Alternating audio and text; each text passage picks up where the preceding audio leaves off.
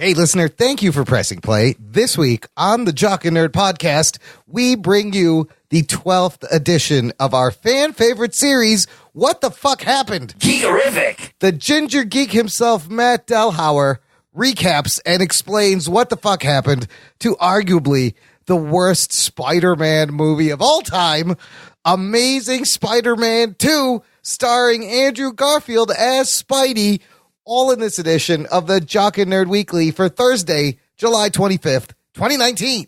Hi, this is Gilbert Gottfried, and you're listening to the Jock and Nerd Podcast. Why? I don't know. Check one. All right. This is for all you fans out there.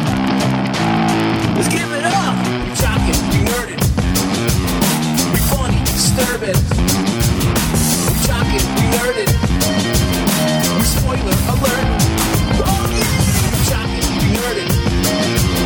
We funny, disturbing. Oh yeah. We jockin', we nerdin'. We spoiler alert.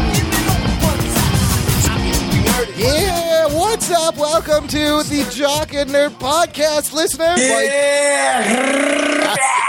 Where we give you comic book and superhero, TV, and movie news, reviews, and whatever we choose. Jock and Nerd. My name is Imran. My name is Anthony. He's the Jock. He's a nerd. Wait, hold on. What's going on here? How's that? Did I do it good? That was really scary, Ruggs. I just grabbed my testicles and pulled as hard as I could. Oh, okay. I don't know if that makes your voice. I think in puppets it makes your voice that makes a lower. lot of sense. That's the Rug Boy. No Anthony, but joining us is the host of the Ginger Geek podcast, our very own Ginger Geek. It's Matt Delhauer. What's up, buddy? Hey, how's it going, guys? How's it going? That's, you know what? When you never hear when Anthony's here, and I feel like you two may be the same people now. Is that a thing? I've never seen you they both together. have deep voices. They do. I think. I would say I would feel bad for Anthony if that's true. His lady quotient would probably drop significantly. So I'm sorry for that. That's okay. Let me tell you something about Anthony. Let me tell you about Tony, all right? Tony ruins lives. That's all. This is true. Anthony. I love that. Courtesy of Voice from the Underground podcast. Thank you very much. It couldn't come from someone that sounded so confident in right. me. It's just he's saying a fact. It's like, yes, it's a fact. Oh. We know this. Oh, I miss TJ. TJ's the best. TJ. Anthony's not here because he is at a concert. He's gone to see Khalid or DJ Khaled or Khalid with Khaled or if Khaled he went to featuring, a DJ Khaled concert, I feel sorry for him. It's something like, I don't know. It's one of those shit guys. I think the it's worst. the good one. I think he went to go see Khalid. It's one of those. Okay, well, good. Then all power to him. They all sound the same to me.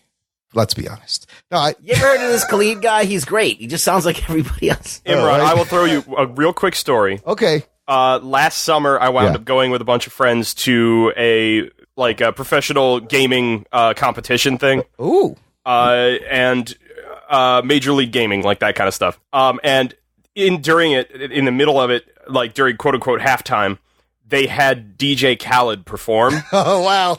And number one, if there was any crowd that was so not interested in having DJ Khaled there, it's all the video game nerds who are there to watch esports. Yeah. Number two is the problem with DJ Khaled is all of his songs are songs he writes for other people. Right.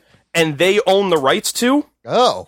So he can only do like 30 to 45 seconds of each song legally when he performs them live. Oh, shit. So he's just like a little medley machine. So what he does is he puts the song on, you recognize the song, he sings about maybe one verse of it himself, and he's not the person who normally does the vocals, so it sounds awful. Oh, my God. And then he just points a microphone at the crowd to have them keep doing it while he waves his arm back and forth. This is worse than Pitbull. I thought Pitbull was bad and scamming people with real music.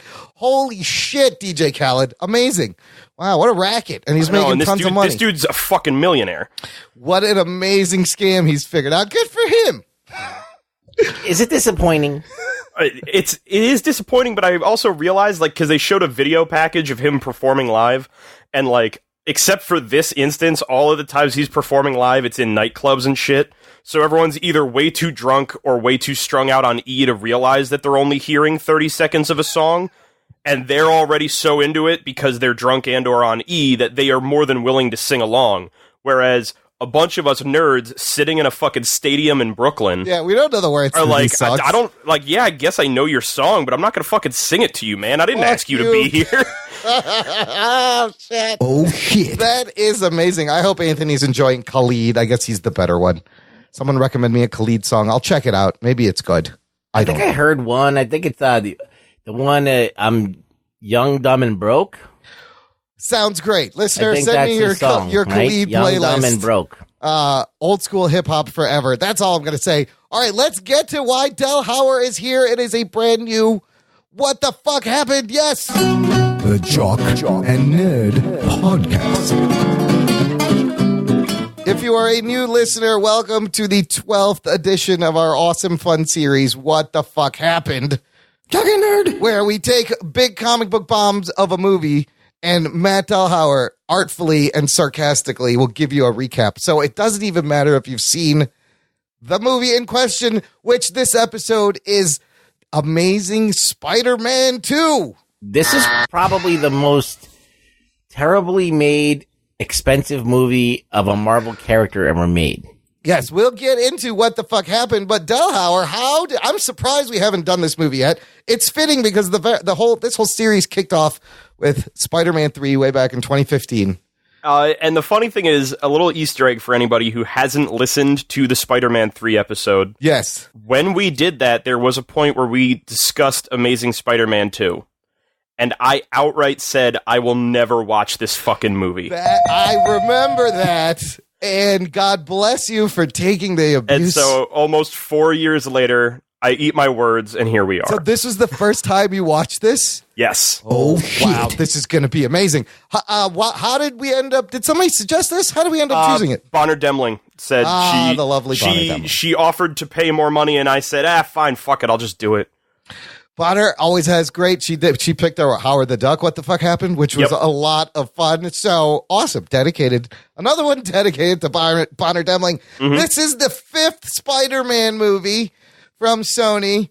Now we have 8. And this came out May 2nd, 2014 with an ungodly runtime of 142 minutes. It's over 2 hours and 20 minutes long. When the video came up for me to Holy watch shit. it, and it said 2 hours and 22 minutes, Yeah. I said, first off, if that's on purpose, fuck you. Fuck me. Secondly, fuck you. God, I love Spider-Man, but man, it's got to be a goddamn good movie to be 2 hours and 21 minutes, and this is not one of those movies. What else came out around this time? In the meantime, Marvel is giving us Guardians of the Galaxy, Yes. Captain America, Winter Soldier. The same month, Godzilla comes out. Bryan Cranston of Gareth Edwards' Godzilla, and X-Men Days of Future Past. Pretty great year for superhero movies. You got highs and lows, everything in between. Winter Soldier right there. That seals the deal. Yeah, absolutely. That at the high end. This movie at the low end. On Rotten Tomatoes, it is at 52%. Which, correct me if I'm wrong, is this the highest rated movie we've done? Quite possibly, which is Probably. amazing because it is easily the worst Spider-Man movie out of all of them.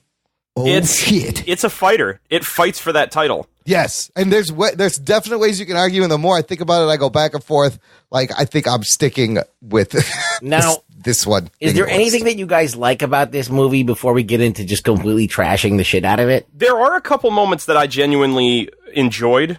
A couple of bits of the comedy I thought hit well. Andrew Garfield is a competent actor.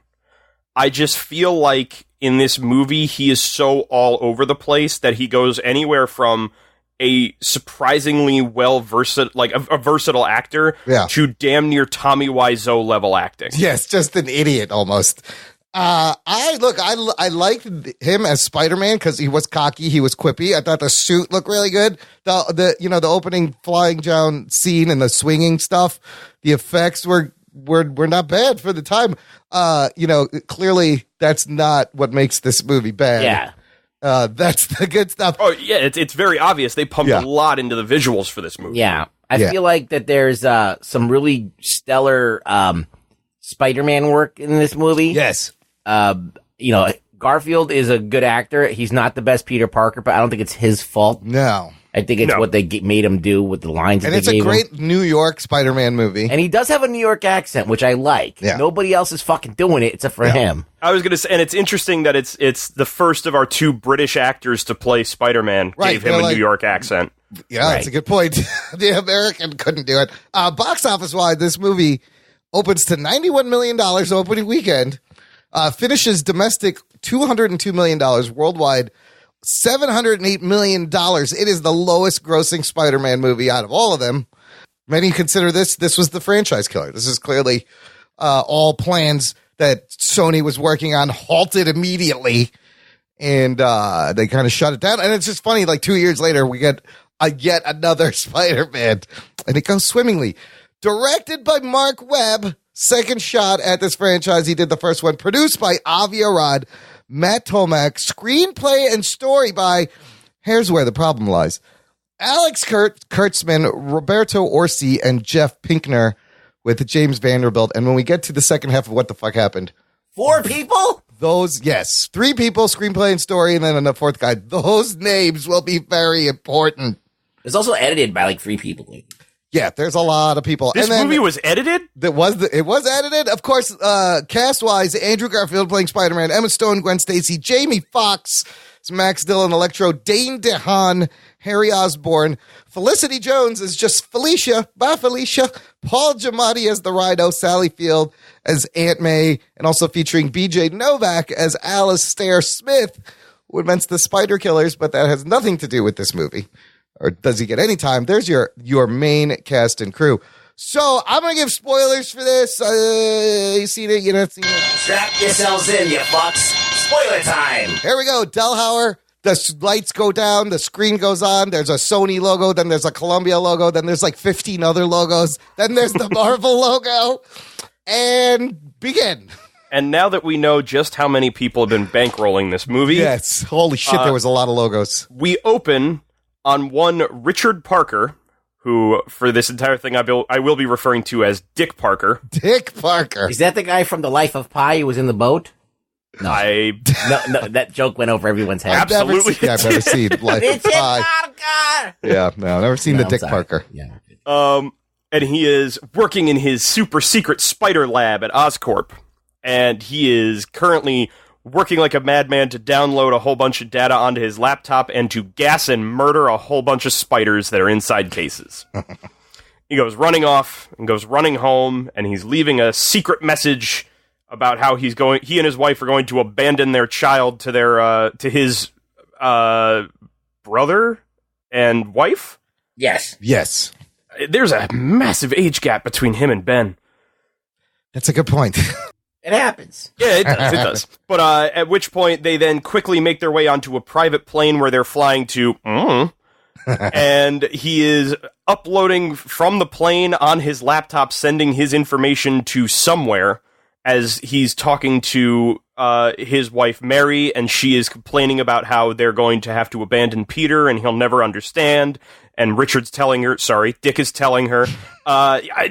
we have to do this. This is how do we keep him safe? There's no other way. You know, he can't live looking over his shoulder like we will be. And she doesn't seem to really appreciate that, but understands, and she goes off to the restroom because women problems, I guess. At which point, the co-pilot comes back and starts washing blood off of his hands, and Dick realizes, this dude murdered the pilot. This doesn't look good. He's not even trying to hide the blood. No, not even. Yeah, no. At which point, he locks Mary into the bathroom, he pulls a gun, and we have our first big plane fight, as he and Richard are fighting each other, knocking all over the place, and the camera's going with them, and everything's shaky, and you don't know what's going on. And then finally, I guess Mary breaks out of the bathroom, and there's another plane fight, and they're fighting, and finally Richard knocks the dude unconscious, and it seems like everything's okay, because he's trying to steal the laptop, which, Sony Bio. Oh, yes, first of many There's a lot of Sony product shots in this movie. Yes. And it seems like they finally got the upper hand, and they are getting everything uploaded, when suddenly, the guy's not there anymore, and it's another big plane fight, and the camera's all over the place, and he shoots Mary. And then Richard baits him away and then buckles Mary into a seat, I guess.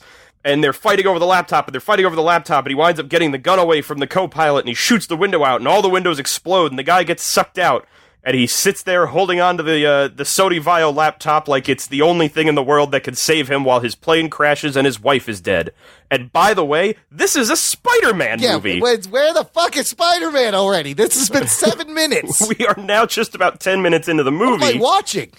And we're now in a Spider-Man movie where we get another 3 minutes of glory shots of Spider-Man swinging around New York, and GoPro shots of Spider-Man swinging around New York, and slow-mo shots of Spider-Man swinging around New York as we get news voiceover, as well as I believe it was police radio telling us about a heist that had just occurred and a police chase that is occurring in the middle of New York. And we meet Paul Giamatti as Russian name who will later be the Rhino.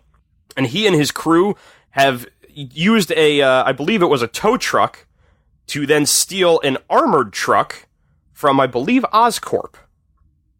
And as his crew is in the back trying to get into the armored car, Spider-Man comes swinging in to try and save the day. And he shows up and immediately starts making really, really bad jokes at Paul Giamatti. So he doesn't stop the car that's like reeling into a bunch of people or anything? Not even. Okay. Nope, he stands on the runner board at the door, holds his hand in the window and goes, "I'm Spider-Man. You could call me Spidey." And then he tries to hit him, and so he jumps out of the way, sits on top of the truck, bends over so that now his head is dangling between his feet. Oh my god, it's which, so by the cartoony. way, Yes. I don't know how his spine does that. I don't think that's physically McFarlane made it happen. possible, yes. He bends like a spider. Yes, I was going to say, apparently spiders have the ability to double the size of their torso. Yes. And so he makes another bad joke about how, I guess you don't like to shake hands. Maybe you're a hugger. And Paul Giamatti, who is giving 100% to the worst fucking dialogue I've ever heard in my life. So over the top, it's amazing. Yells, "No, I'm a killer!" and tries to shoot him. Meanwhile, terrible. Right? The guys in the back of the truck finally got in, and they're opening up this safety transport case that, as it opens, is telling us that it's carrying plutonium-238, and that it is both radioactive and highly explosive. Thank you, exposition machine. I love the exposition computers in this movie. So handy. Or the fact that as they start pulling it out, it tells them that, warning, they are breaking protocol. Thanks, machine. So as the truck is veering its way through New York City, and Peter is getting hit by cars and sticking to the front of a police van, he gets a call from Gwen, who is at their high school graduation, telling him he's late to graduation. Where did that phone come from? I don't know. I don't know where he hides anything in that suit, and I don't want to know. Okay. Also, he's got a pocket. I do love that the valedictorian is not getting yelled at for talking on her phone during the graduation ceremony, because I graduated high school and they were on us like fucking hawks. So we have this cute little back and forth about how, I'm going to be late to the ceremony, and she says, "Are those police sirens?" He goes, "No," and we move on from there because this scene is already taking way too long. And so finally, he gets to the truck. He winds up jumping into the back. He beats the guys up. He wraps up all of the plutonium-238 except for one canister that he now has to chase around New York City like it's the bouncy ball from the fucking mall scene in Jingle All the Way. It's like a Bugs Bunny cartoon right here. This whole movie is a goddamn Bugs Bunny cartoon. Yeah. He finally catches it. Good, great, grand. He beats the crap out of Paul Giamatti. We learn that we still have the douchey Spider-Man from The Amazing Spider-Man 1, who not only likes to make fun of the villains that he's beating up, but drops his pants, knocks him unconscious, and leaves him there. Well, that's Spider-Man. He does that. He will, but it's for he used some to do reason, that anyway. It just feels very mean-spirited when Andrew Garfield does it. But he used to do that, so that's okay. Pulling pants down, Spider-Man would totally do that in the 80s. He would totally do that. Okay. So, but gets away, gets to the graduation, misses Gwen's speech, which we hear the entirety of played over top of him saving a bus from crashing. So I guess I'm supposed to assume that her speech is talking about Peter being Spider-Man. But don't worry, if you don't get that yet, You'll get it later when it beats us over the fucking head with it. Did we miss one part? What about we have our introduction of Max Dillon while all this craziness is going on? Oh, yeah, good point. Yeah, Right so in the while the middle. craziness is going on, Yes. Max Dillon is walking down the street carrying a whole bunch of blueprints for the electrical grid that they are building for Oscorp. And he drops a bunch of them, and he wanders out into the road to try and get them, and Spider-Man saves his life. Immediately, Max is now in love with Spider-Man because he read his name off of his name tag, made him lick Spider-Man's hand so he could fix his hair, and walk away. You're my eyes and ears, Max. Yes. And so what this tells us is that so far this movie is proving that Spider-Man should not ever try to be nice to people. No. Yes. Just ends up in bad ways. So he saves Max. He saves the day. He puts Alexi out of his misery. If that was his name, I don't remember. It was Alexi. Good. And he makes it to his graduation just in time to almost walk on stage wearing his Spider-Man mask. Whoops. He gets his diploma. He violently makes out with his girlfriend in front of the entire student body. See, this is not my Peter Parker. No, that's not Peter Parker. He would never just grab a girl and kiss her on stage. Are you fucking kidding me? And then we cut away to him and Gwen talking. I'm going to come very close and probably even a few times say Mary Jane. That's fine. Because it's so ingrained in me. Yes. We'll understand. And they're talking, and I forgot, there's one other thing we set up so far. Yes. Peter is having hallucinations. Oh, yeah. Of Captain Stacy. Ghost Dad. Just giving him the stink eye. It's creepy. And in case you didn't know what that was, because you didn't see the first movie of this sequel, we then get the whole flashback scene of Captain Stacy dying in Peter's arms and telling him, "You stay away from my daughter." Which he didn't. Which he did not. He almost immediately goes right back to her. "Your dying wish is that I'll stay away from your daughter? I will." He dies. Fuck that. He broke up with her at the end of the movie. Yes. The first one. Well, So, he did, but then I'm pretty sure they did get back together by the end of the movie. They get back together and break up 1,000 times in this movie. In this movie absolutely. Several times, yes. Since this whole But yeah, series it was has the begun. first movie. He struggled with the idea of not being with her for like a scene, and then decided, "Fuck that! I'm Spider-Man. I'll do what I want." And they started dating again. Right. But apparently, that's not resolved because the entire movie is about whether or not they should be dating. Yeah. So he speaks with Gwen. She says she's going to be having a big dinner with her family, and that he should come along. And so he kind of stalks around outside the Chinese restaurant that they're having dinner at until Gwen just sees him and wanders out to go talk to him. Like, he doesn't text her. He doesn't walk He's just in. standing outside the like, restaurant. He's just like floating by the big window. And so she comes outside. He says, "I promised your dad I'd stay away from you. I can't be with you. I can't keep you safe. I can't live with myself if you got hurt, Gwen." And so she then goes, "Well, how dare you? I can't live like this. It should be both of our decisions. I break up with you. I break up with you." That's good. Which I can't handle, the Hollywood need for anybody to repeat a line twice for emphasis. If you notice, Andrew Garfield, this whole movie, just his acting style is to say the thing twice. Yeah. He does it every time. It's, I say it, I look like I've come to terms with what I've said, I say it again. and I say it again. Yeah, he does it You so gotta make sure that I'm saying it right. Yeah, and it's like, it's either I say it, I pause, and then I say it with conviction. Yep. Or it's, See, I do that because I'm stupid. or Yes. it's the other way, Yeah. is I say it, and then I say it again, then I say, realizing well, that I'm defeated by it. Yeah. And like, there you go. That's Andrew that's Garfield's how to be the acting. Andrew Garfield Spider-Man. That's all you have to do.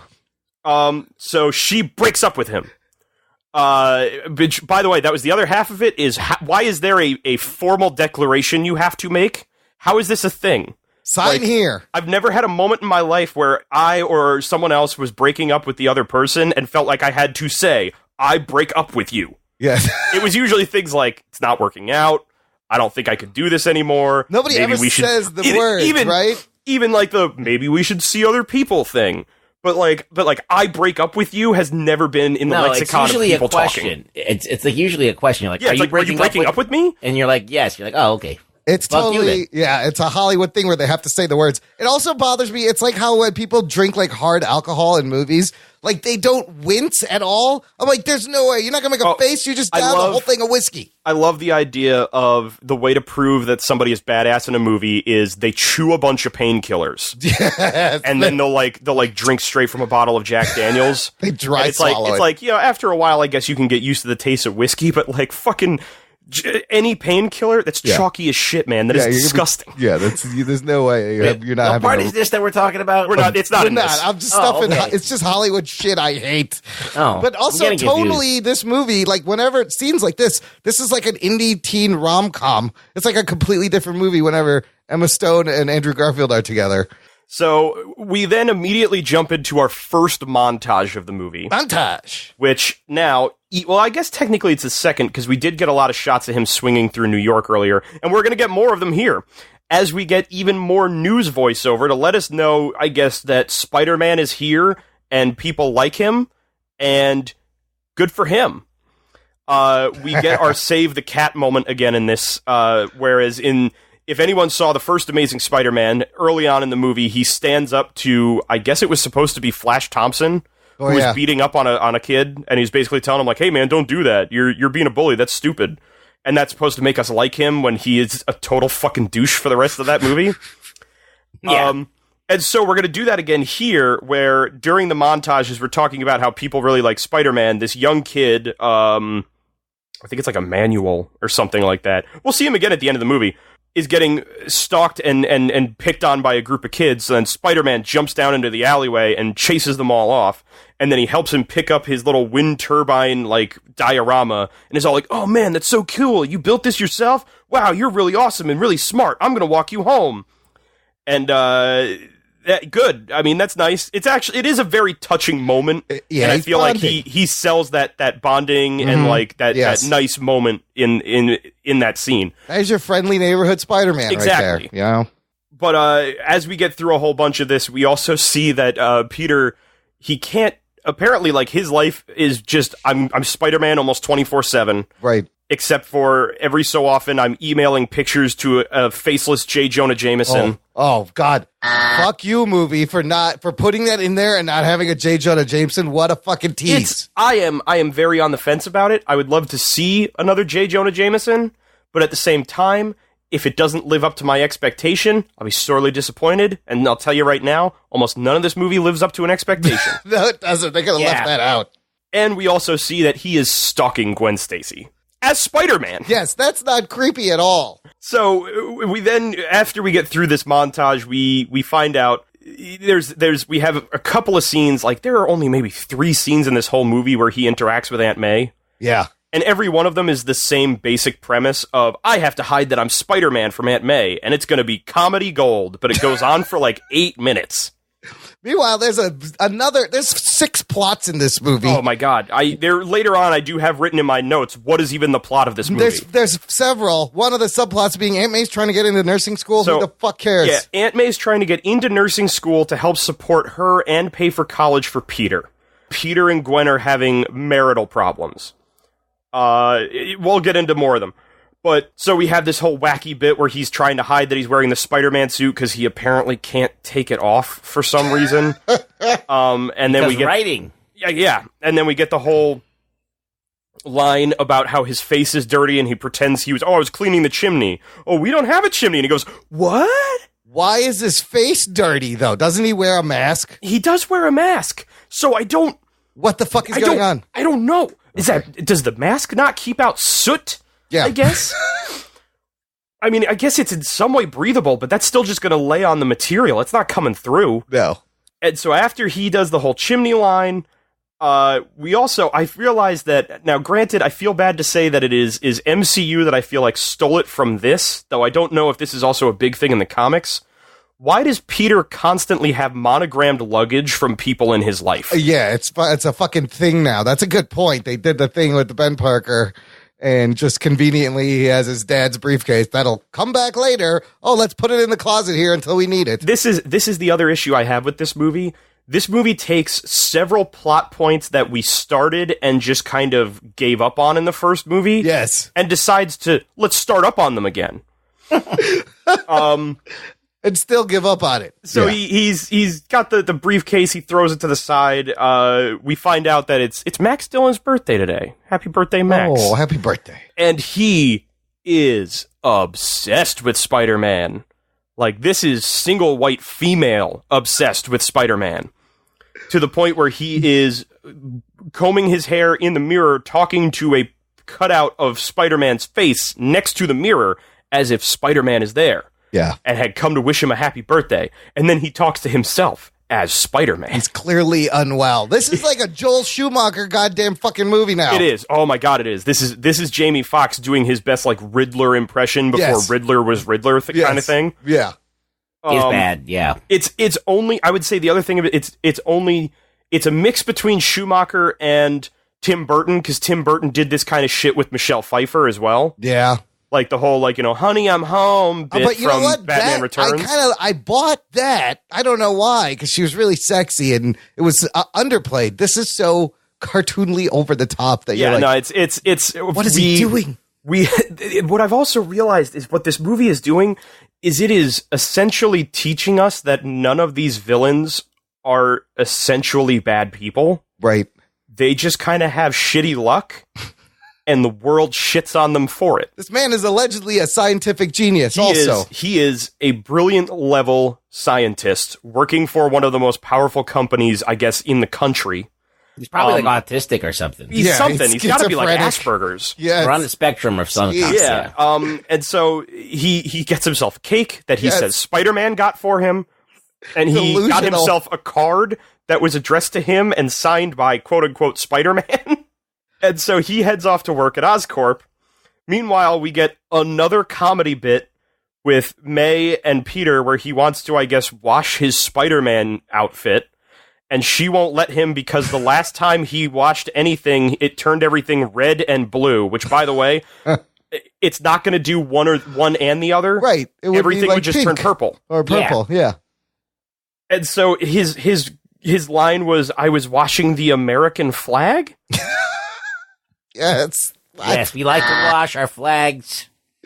You gotta wash my flag all the time. Also, I love the fact that she says, eat your breakfast, and she hands him a fucking turkey sandwich. It looks like a lettuce sandwich. I don't even see any meat. There's so much lettuce on this sandwich. It's just like 2 breads and lettuce. And this is your breakfast? May, what are you doing? He's a growing You know boy. what? She needs that nursing job, man, because all they got are heads of lettuce on bread. She really does. Gotta pass that test. Well, yeah, well, that sucks to be Peter Parker. Comes from a rough household. So we get to Oscorp, where we get to see that the company seems to have gone through a major upgrade in the 2 years since we saw it in the first Amazing Spider-Man. Yeah, they got more Sony monitors in the a lot hallway. more Sony monitors. Some holographics in the lobby now that also give you exposition, so it's very helpful. Exposition holograms, as well as like a Siri-esque digital assistant on everybody's computers. Yes. And the elevator. Yes. So ultimately, this place is just run by an AI. And we get to meet BJ Novak playing BJ Novak. Yeah. As he basically just treats Max like shit when he gets to work.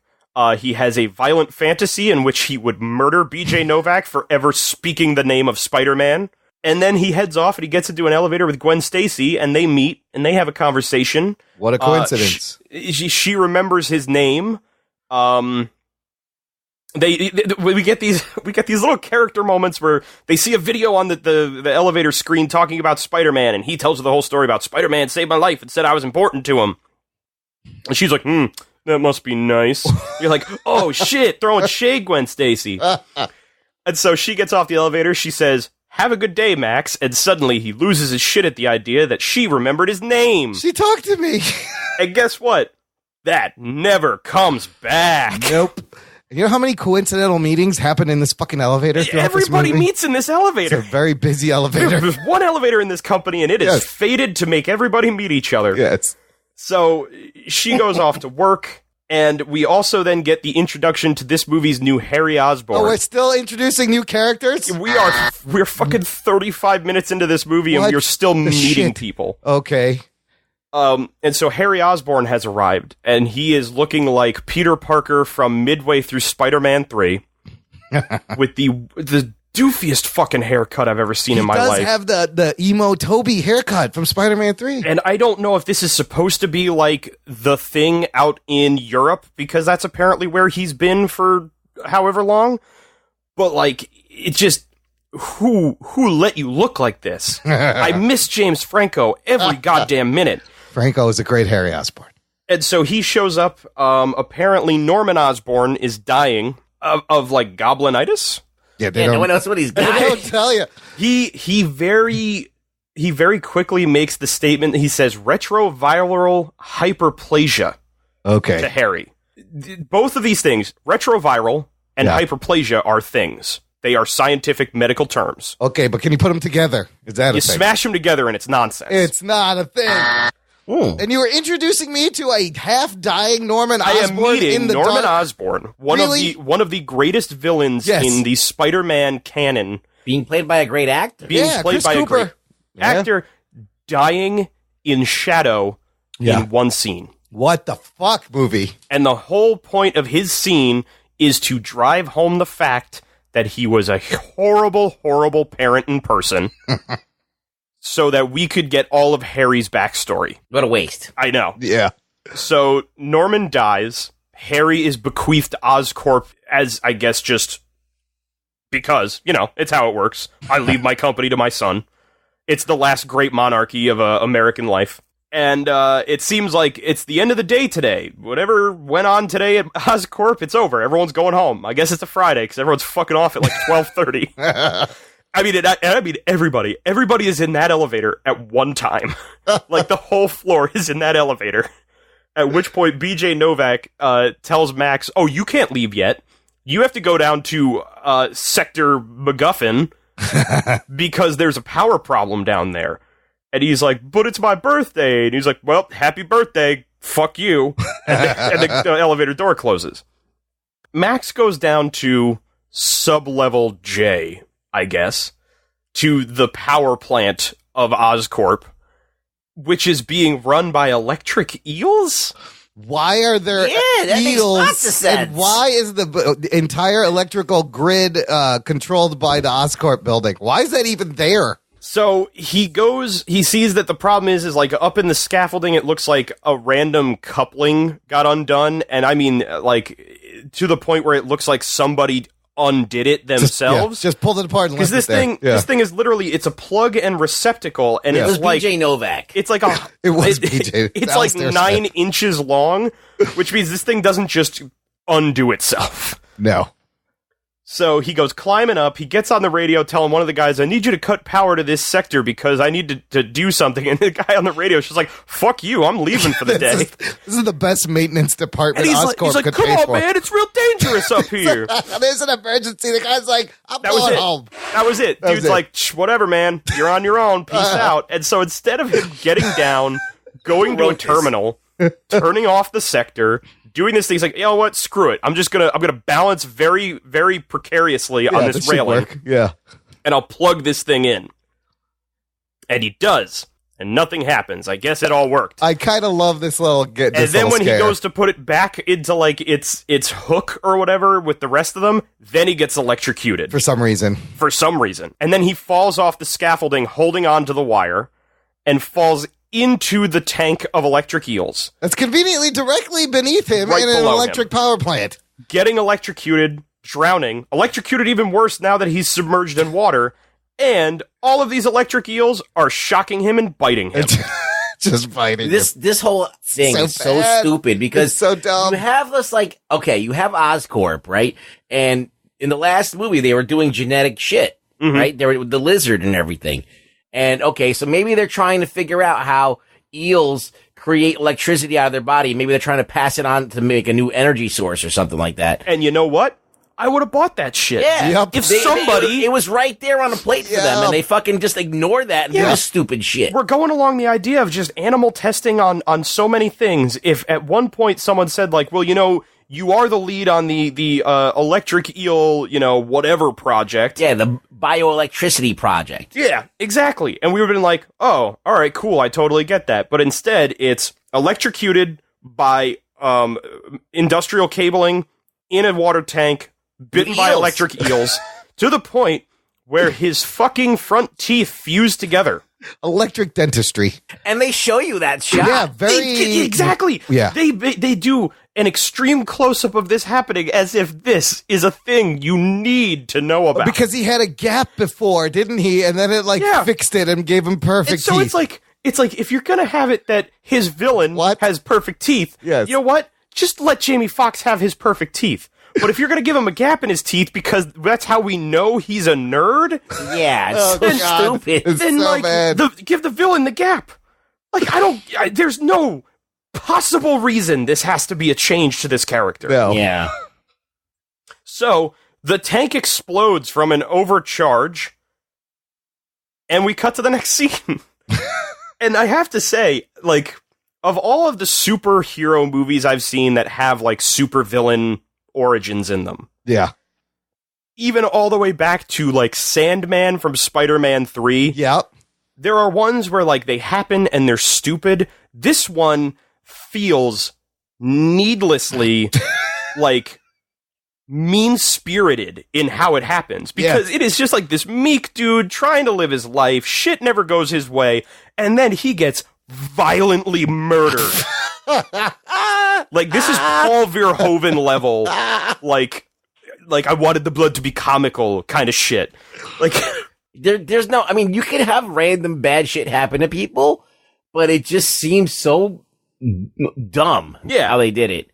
It was like the least inspired, least intelligent way to do this. Yeah, and it's like, it feels almost like the whole point behind the electric eels was simply because they're like, I don't know, let's have an animal basis into why he's this, because Spider-Man and the lizard. And they already were setting all this up with all the other Oscorp fucking animals. Yeah, I mean, it made sense that all of his Sinister Six who have like animal base, like the octopus and all this other stuff. Vulture, seriously, and if all you told me was that the electric eels were being used for some sort of an experiment where we were trying to find bioelectricity as a source for like a weapon or something, great. And he was in that charge. Makes sense. He was in charge of that, and there was an accident, and then he gets the powers. Yeah, great. It's simple. That's all you had to do, not some fucking comical fall down into a fucking tank. But then you have the other plot with they're making a grid out in the other.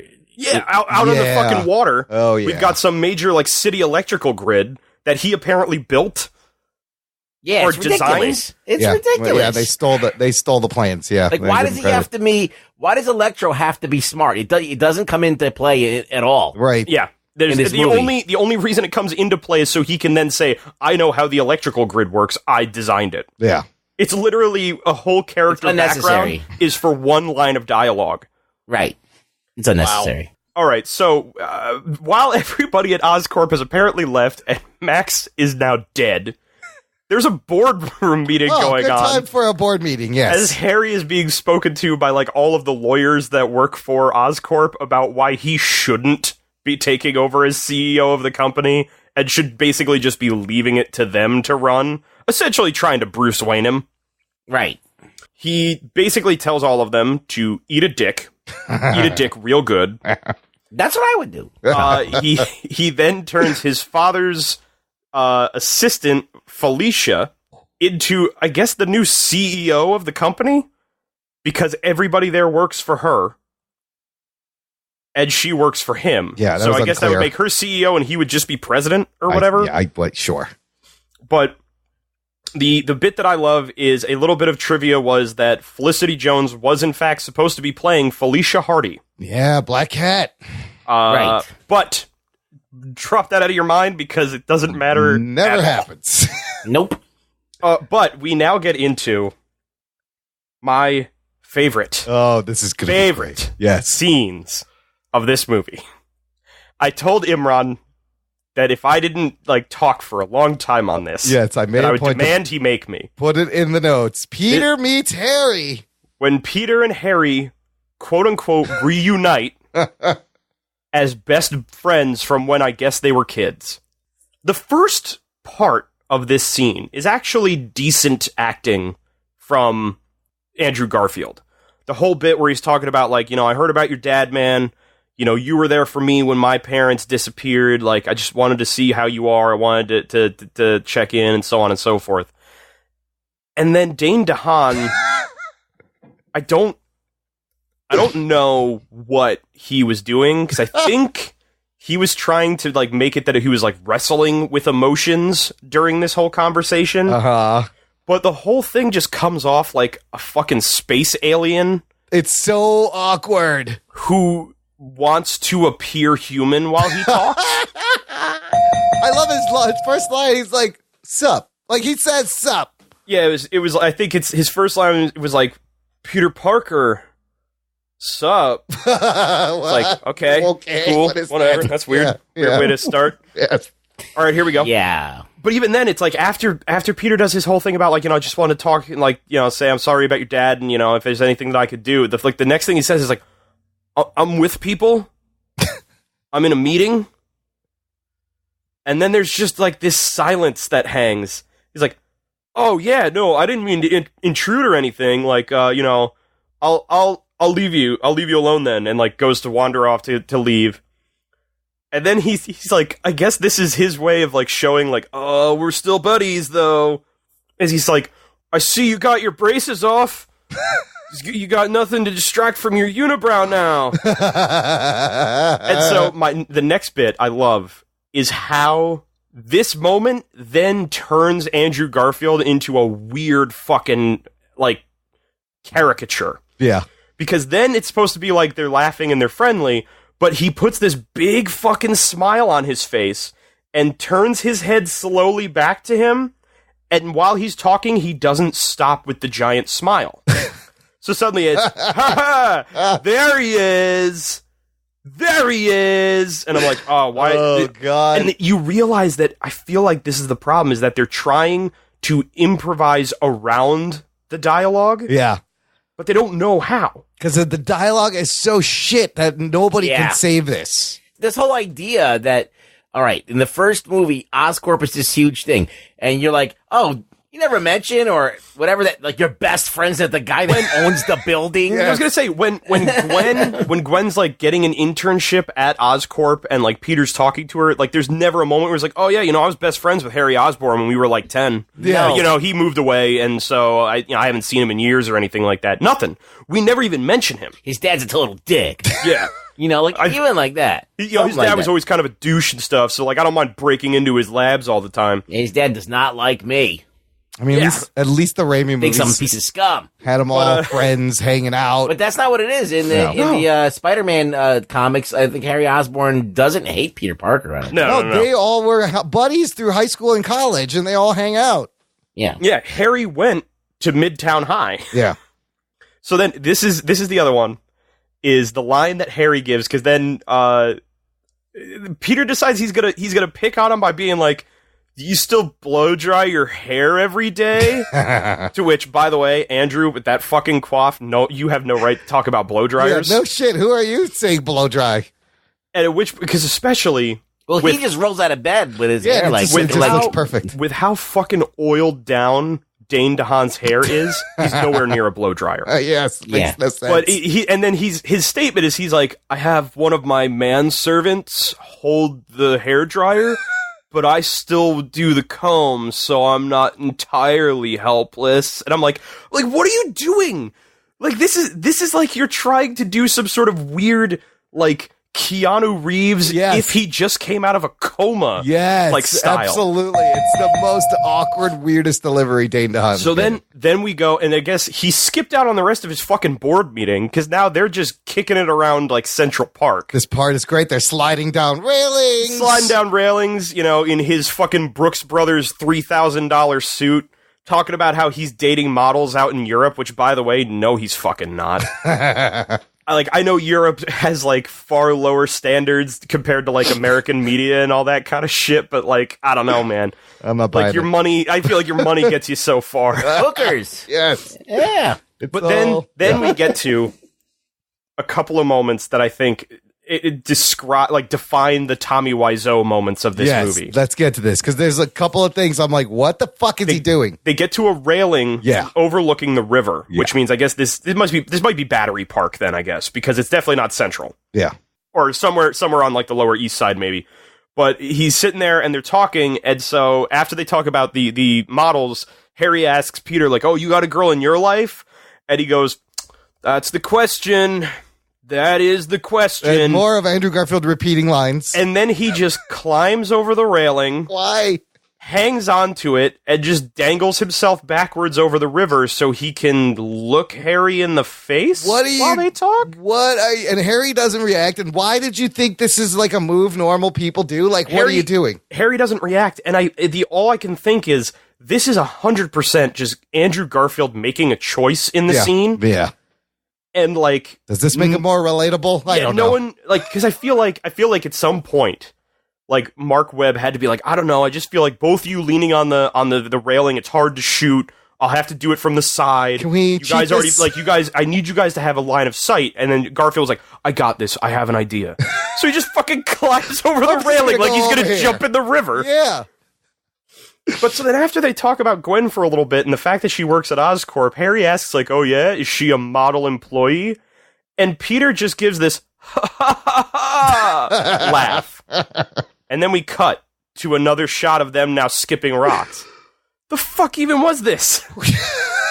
Like, this was the moment where I was like, this is The Room. It's like a failure of them. It's a failure of writing and directing. And editing. Yes. It's a failure on so many levels. But, like, they're trying to make you believe that these guys are friends, and it's not working. No. Dane DeHaan and Andrew Garfield have zero chemistry with each other. Absolutely. It's no awkward. It's so awkward. And like, Garfield's trying to act. And Dane DeHaan, I don't think he can act. Yes, that's the thing is, like, I've the only thing I've ever seen Dane DeHaan in that I fully remember from this is Chronicle. Yeah, and he was good in that. And he is good in that. Like, because he plays a completely different character. He's a loser. He does very well as playing that doofy loser who gains power and becomes like a sadist. Yeah. But playing the swarmy, cocky, rich kid who, like, you know, gets whatever he wants, can hook up with models in Europe if he feels like it. Like, when Franco played this role, you believed that shit. Yep. When Dane DeHaan does it, it sounds like bullshit. And you know, the comparison to The Room is so accurate because them skipping rocks is like Tommy Wiseau throwing a ball 5 feet away, the football back and forth. Like, that was even the thing. It was just like the moment when he's asking, like, hey, do you have a woman in your life? It just felt like, so how's your sex life, Mark? And just oh, hi, Mark. Yeah, exactly. And just then we get to the point where they're skipping rocks, and it's just them like both being like super angsty about parent shit. And Peter's got a camera though, so you know he's a photographer. Yeah, we get the idea that he's a photographer. We talk about his dad and his dad's briefcase. We talk about Norman and how Norman was a shitty person. And then we get a delivery that I still don't understand, which was Peter gets mad about his dad. He throws a stone that like goes all the way across the lake or the river or whatever it is. And Dane DeHaan just goes, whoa, what an arm. So great. Terrible. And just like, I don't know if you're trying really hard or if you're not trying at all. Yeah. There's so many scenes in this movie that compete for being the worst. This is definitely one of the worst. Absolutely. Because we find out the boys are not alone. It turns out the lawyers from Oscorp are following Harry, and they're spying on him. And I guess recording what he's saying? This also never comes up later in the movie or anything. This specific moment never comes up later at all. There's nothing really that ties into him talking to Peter. Yeah. But during this, they then start talking about the fact that Max died at Oscorp in an accident. Oh. And that they're going to be like, oh, well, this happened when Harry was, when he was CEO, and the first thing he's going to do is try and cover this up. Right. And that's going to be bad for him. They have full color photos of the accident in hand. This shit happened like an hour ago. Who showed up on the scene, took a bunch of fucking pictures, sent them to somebody's email, being like, look what happened at Oscorp today, and then they printed it out on a color printer on photo paper to take with them when they went to go spy on their boss. The 1 hour Walgreens print at the pharmacy is pretty good. CVS will print you photos. Just, you know, if you go to Kinko's, you could get that shit blown up into a poster. Yeah. So it is. I didn't think about that. That is fucking crazy, yo. So they're getting spied on, and they're going to blame Harry for this. And we then get the next introduction, or the reintroduction, I guess I should say, to Max Dillon as he now becomes Electro, which involves him shedding out of his own burnt skin like a husk, and having this weird moment where he's in, like, I guess, a coroner's office or a morgue. Yeah, the incinerator is running. The fire's on. So Nobody's around. I guess they were going to just burn his gonna body burn at him. Oscorp. Yeah, they're like, somebody just burn him.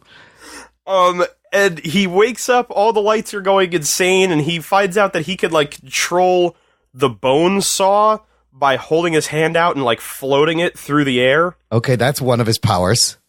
So he has the ability to make electricity go weird. Oh, his powers change every time He has the ability to drain electricity from things. He can, I guess, create electromagnetic fields because he can just levitate shit. He's also Dr. Manhattan sometimes. He could just disappear into nothingness and reappear from it, wearing shorts that never disappear. No, the shorts come back too. They're always a part of him. Later on, so's the suit he randomly gets. Yeah. And he could disintegrate bullets. Yeah. Yeah, a lot of powers all over the place. Sounds like exactly like the comics. Yes. And all so, over the place. After his meetup / date with Harry Osborn, Peter gets a call from Gwen. And then we get this really needlessly long and slow motion bit where he's walking up to go meet her at a street fair. And it's just like, I really wish they had played like Time After Time during this, because it felt like it would have fit. Because she's like just standing there, like looking around, all cute, and like, oh, I'm waiting for him. And he's like staring at her from across the street as he's knocking into people and almost getting hit by cars. It's like a Hugh Grant movie all of a sudden. Like, Exactly. It just keeps changing tone. So suddenly we're back into the romance comedy where they meet up, and she is like, well, you know what? And of course, like, we have to have the chemistry of these two in this movie. So even in the scene where she's essentially telling him, like, we're going to meet up because we can only be friends. We have to be friends. Like, otherwise we're both going to be miserable about this. And he's like, yeah, we could totally be friends. Let's set some ground rules. And, like, they're setting ground rules of how, like, you know, you can't tell me I'm cute. And he's like, all right, well, you can't brush your nose in that cute way that you do. And it's like, oh, fuck both of you. Just get out of here. And because there might be a god, Electro now has a scene, so I could get away from this bullshit. And he has Electrovision, where he can see the electricity in everything, everywhere, always. He's on that one street that He's goes in the Matrix. He's in the Matrix. It's also that scene from the movie Lucy with yeah. Scarlett Johansson, where she like sees Wi-Fi. Yeah, you see Wi-Fi Yeah. signals and cell phones. And he just happens to be on that one street that goes right down to Times Square. It's this one random street that goes street. dead on into Times Square from residential Greenwich? area. Yeah, I don't know where. From the east side. Yeah. So What street is this? he steals energy from a car, sets all the other car alarms off, and he just wanders off into Times Square. And he walks over to a grate in the ground and opens it and just starts feeding on the energy in the giant industrial cabling underneath this grate. He's juicing. And nobody is reacting. Well, to it's this. New York. That's not And weird. that's the thing, is it's New York City, so nobody's reacting to this, but there's also like fucking sparks shooting up out of this thing around him. So I Right. feel like at least someone would be like, you know, let's just go over here. Let's just go over to the side. Just don't look at him. Don't look at him. Just go over there. The crowds behave really interesting in this movie. Let's go ahead and go to the M&M store. Yeah. Yeah. Yes. You know, to their credit, this movie entirely shot in New York State. You know, at least so they kept it local. And if it's not New York City, it's Rochester. Correct. It's Rochester, yes. So we then cut back to the friend date between Peter and Gwen. I almost said MJ again. Where they're talking about, you know, how life has been, and she's talking about this great place for Swedish meatballs that she loves to go to, and Peter lets it slip that he knows because he's been stalking her. Oh, I would have guessed IKEA. IKEA has amazing Swedish meatballs, by the way. Listener, go get those IKEA meatballs. You wouldn't think the IKEA cafeteria would be good, but it's very good. And so the moment she finds out that her ex-boyfriend with superpowers has been using that great power and great responsibility to stalk her around New York City, Not responsible at all. she is totally into it. That's like super romantic, you know? And so it seems like things are kind of kindling back up again when suddenly Peter's spider sense, or as I like to call it, his plot point sense, recognizes that miles away because he could see I guess they're supposed to be in Queens because he could see Manhattan as if like he's on a hill overlooking New York City. Yeah, I don't know what the location was. And he knows It's gotta be Queens. something's going on. And so he takes off, leaving his clothing hanging on a tree and his shoes just on the ground like he spontaneously combusted. He just jumped out of his shoes. And of course, Gwen ain't happy about that. You know what? That's another thing they missed is it's in the comics. It was always funny. Peter getting like changing clothes. Does Gwen know that he's Spider-Man? She does. She knows. Yeah, from the he beginning. told her in the first one. In the first one, yes. All right. But I missed the little moments of him, like, trying to hide and take his clothes off. It's always funny. And was that spider sense? The fuck was that? I guess, like, it's the only thing I could imagine was the reason he looked off to the New York skyline. Yes, he just suddenly turns his head. He's like, oh, what's that? And the funny thing is, it's not even like, oh, he could have possibly heard, like, the cop radio or anything like that. Because, like, nobody did anything until he started swinging off to Midtown. Yeah. And now the cops are trying to approach Electro to get him to stop eating electricity. And so he's in this situation where he's trying to be like, oh, hey, I'm sorry. I didn't mean to do it. I don't know what's going on. Like, I've been in a terrible accident, and now I don't know what's happening to me. And they're all, like, moving in on him with guns, and they're circling him with cop cars because I guess he's that big of a threat. He glows, so that's weird. But like, listen, it's a black guy in a hoodie. What do you think they're gonna do? Okay, Oh, all right, all right. It's a blue guy in a hoodie. Thank you. There was something that was missing, and I realized what it was. I love that the one cameraman has a live feed to all the screens. Now here's the thing. One dude is just filming him. Yes. And for a second, I thought he might have like hit the camera with the electricity, and so suddenly he caused it to be like filling every screen in Times Square, but he didn't. That wasn't what I rewound to find out. Yeah, no, he's just filming. Randomly. Yeah. This dude, who I don't even think is a news reporter, it's got a is Sony now camera. the news camera in all of New York, as every fucking channel is suddenly being live fed to the billboards of Times Square, all showing Electro. I love the one moment where he's like, you see me. They see me. You know, Yeah, exactly. That makes sense. So then he's about to get shot at, disintegrates the bullets. He accidentally causes a cop car to flip over because they try to ram him, and he like hits it with his electromagnetic powers or whatever. Yes. And while he's doing this, the sound is dubstep. Oh, shit. It's all like Skrillex is going on in the his background. power is dubstep. It's dubstep. Yeah. Anytime he's using it, it's immediately that. Hans And Zimmer. he hears voices in his head. Yes, this And then- was Which, really weird. The voices are a part of the music track. Yes. So The part of the score, yes. This was the part of the score that they brought Junkie XL in for. Because Hans Zimmer did the score with Junkie XO. It was Hans Zimmer, Yeah. Junkie XL, and like 5 other fucking people. Didn't he name himself so great? Junkie XL. Junkie XL That's is a what it great is. name. It's junk. Yeah. But I And then it's extra large junk. The thing is, I find weird is he did like all the dubstep for this movie, and it's just weird, and I get it, but it's also really dumb. But then he also did the fucking music for Mad Max Fury Road. Oh, wow. And that soundtrack is fucking banging. Yeah, but I don't know. That was a rock soundtrack. It I was. guess. That's the thing. Is it's like it's rock with a little bit of an electric thing added into it, but like this, just thumbs down. I rewatched this movie a few days ago, and I did not remember that the voices in this part where it's like, they hate you all, kill them all. I don't know what they're saying.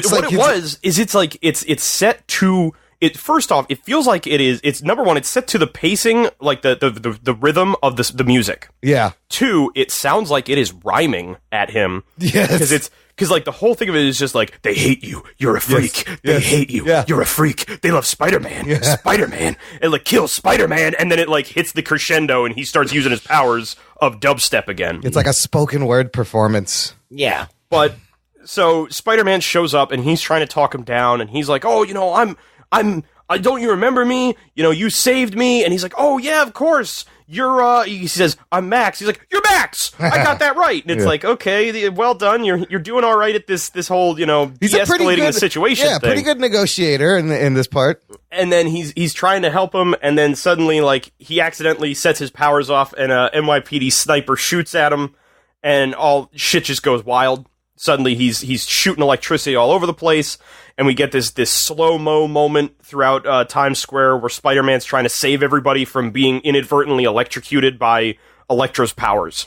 And it's actually a really well-composed moment. Yeah, some of the slow-mo action and the pull-ins and stuff they never did in a Spider-Man movie before, and it works. It's pretty good. There's some interesting stuff in these, but some like, pretty good. Yeah. I think that's the thing, is a lot of the Spider-Man action in this and the movie before it was very well done. And it was very well done in the sense that it really gave you this more agile and fluid Spider-Man. Absolutely. Right. As like he was in the comics. Yeah. Yeah, I think that the action scenes in these two movies are probably the best Spider-Man action scenes besides the Spider-Man 2 action scenes. So of all I can time. see that. We also I'll give then you that. realized that after the police showed up and they were trying to like de-escalate the situation with Electro, they apparently set up a whole bunch of cattle barriers in a giant circle around him so that everybody in Times Square could just crowd in to watch what was happening. Yeah. Again, like you said, Ruggs, the crowd here, you'd think they saw the destruction. Get the fuck out of there. You'd think they would run away. No, let's see Spider-Man. Come on. They're just fucking pushing up against these barricades. This whole situation happens, and suddenly, like, the news camera flips over, and it's now focusing on Spider-Man and not Electro, and the crowd is all cheering for Spider-Man, and they're booing Max and calling him a freak and saying Spider-Man's gonna kill you, so and New so on York. and so forth. And so I was like, I love that They just turned on him. the real villain of this movie is New York City and the NYPD. Absolutely. The real assholes. Yes. Yeah. And so he just, like, loses his shit, and this is where we have the whole moment where his thoughts are, like, boiling over with the dubstep music, and he hits the ground. And so, I forget what it was, but he makes his own quip at this point, and I don't remember what it was off the top of my head, but I have in my notes, oh, so we're all just throwing quips out now? It's so bad. And so he's about to try and kill the police when suddenly he gets doused with water from a fire hose, and this is the moment when we realize that Spider-Man is either Bugs Bunny or fucking Deadpool. Because he shows up out of nowhere with a firefighter team, and he's wearing the helmet Wearing too, the hat, as they yes. douse him Yeah, with the that wasn't fucking necessary. And I was like, oh no, why are we this much of a cartoon? Spider-Man's very irresponsible. Yes. Oh, And absolutely. that's the writing, right? That's Yeah, just oh, the yeah. writing. There are so many things where he's wasting so much time while just destruction is happening, not trying to stop And that's the anything. thing, is like, he's very irresponsible as Spider-Man, and that's why it makes sense to me that he's telling Gwen, like, I can't be around you. Yeah, but he keeps you'll be in going back danger there. because I'm incompetent. Yes. He gets doused, and that's the end of it. And they I guess they take him away. We don't actually see them like get rid of Max. It's just like, oh, now he runs. Suddenly Gwen's here now, and she's in the Yes. crowd, and she sees him, and she just gives him like the "I'm mad at you" look. I'm like, he's Spider-Man. You saw what just happened here. Granted, he didn't really make everything better, but don't you think it would have gone worse if he hadn't have shown up? He then gets home, and he's crashing in his bed again because it was a rough night. His not girlfriend is mad at him, and he had to fight a dude who shoots electricity and stuff. And then we get this real quick moment where he turns on the news, and there's a couple of really, really stereotypical nerds being interviewed on the news, talking about how, oh, well, the fact that this guy could shoot electricity, but he didn't hurt Spider-Man, which means his suit must most likely be lined with some kind of rubber or insulation that fought the electricity. And I Well, was like, actually. And all I could think was, please don't tell me that he's going to suddenly get ideas on how to fight Electro from people he saw on the news. This is Peter Parker. He was apparently second in his class at Midtown Science High School. But he's also a fucking moron. Yeah, no, he gets advice from another even dumber place later on in the movie. But why? He should have been, every time Electro hit him, he should have been electrocuted. I don't know. Well, we did get the one bit where the first time he hits him, he electrocutes him, and it blows up one of his web shooters. His web shooters. But that suit is not conducting electric. Like, you would have been fried every time he got hit. I don't understand. Well, his suit's probably rubber, right? I don't think guess it's rubber. Like, no, it's fabric. It's like a diving suit. It's weird because number one, we're supposed to believe that he just made this fucking suit himself. I don't know where he got but the it's material. weird because it has a very rubberized look to it, despite the fact that it looks like it's also just spandex. Yeah, that's what I thought. It was fabric. Spandex fabric. It essentially looks like a morph suit. Like, because there are points where when he moves, it moves like a morph suit. A morph suit? Like the big one color suit that people would buy for like Halloween, so like Green Man from Always Sunny in Philadelphia. Oh, those skin tight. Yeah, the skin tight suits. Yeah, it looks like that. Yeah. So, after he saved the day and heard a couple of nerds telling him that he's a fucking idiot for not thinking about how to fight electricity, we get a sad montage where we're getting just a random radio hit from like 2014. The worst song ever. Yeah. I don't even, like, again, It's I don't Phil remember it. Phillips. Remember Phil Phillips? He won American Idol. Anybody? No. Well, now I do. Yeah. No, I don't. How did that song go? It's terrible. Something about home, or I don't know. The word home, I don't know. It's... It kind of dates the movie a little bit. It's terrible. Yeah, I guess it's a whole thing about how, like, whenever I'm with you, I'm home, or something like that. But literally, while he's doing that, it's over him rebuilding his fucking random, like, crazy conspiracy theory wall about his parents' disappearance. Which why? Nobody cares about your Why parents. did this suddenly come up to him? Nothing led to this moment except they were just like, oh, by the way, shit, we forgot. Oh, that was a thing. Yeah. He's got the briefcase, so he's back on the case. And then we leave that because, like... Yeah, this writing is so bad. It's so bad. Done with that for now, as we now jump back over to Oscorp, and Harry is looking at the weird little, like, USB drive / like, keyboard key that his dad gave him with the Oscorp logo on him. Square doohickey. And he's just, like, fucking around with it, and the thing, like, bites him?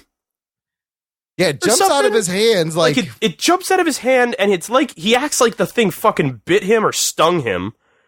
And it lands on the table, and we suddenly get this whole exposition layout about the Goblin tech armor. Oh, it's an exposition table. I see. So it tells him about the Goblin tech armor, and he's like, oh, I don't want to know about that. And he starts swiping through other stuff, and he finds a whole bunch of files about how his dad and Peter's dad were basically building the Spider Hybrid project to try and grant his dad, like, a healing factor regenerative ability to save him from this random dying disorder he has. And so, as he learns all about the spider research being about how to try and save his life, he then realizes, you know what?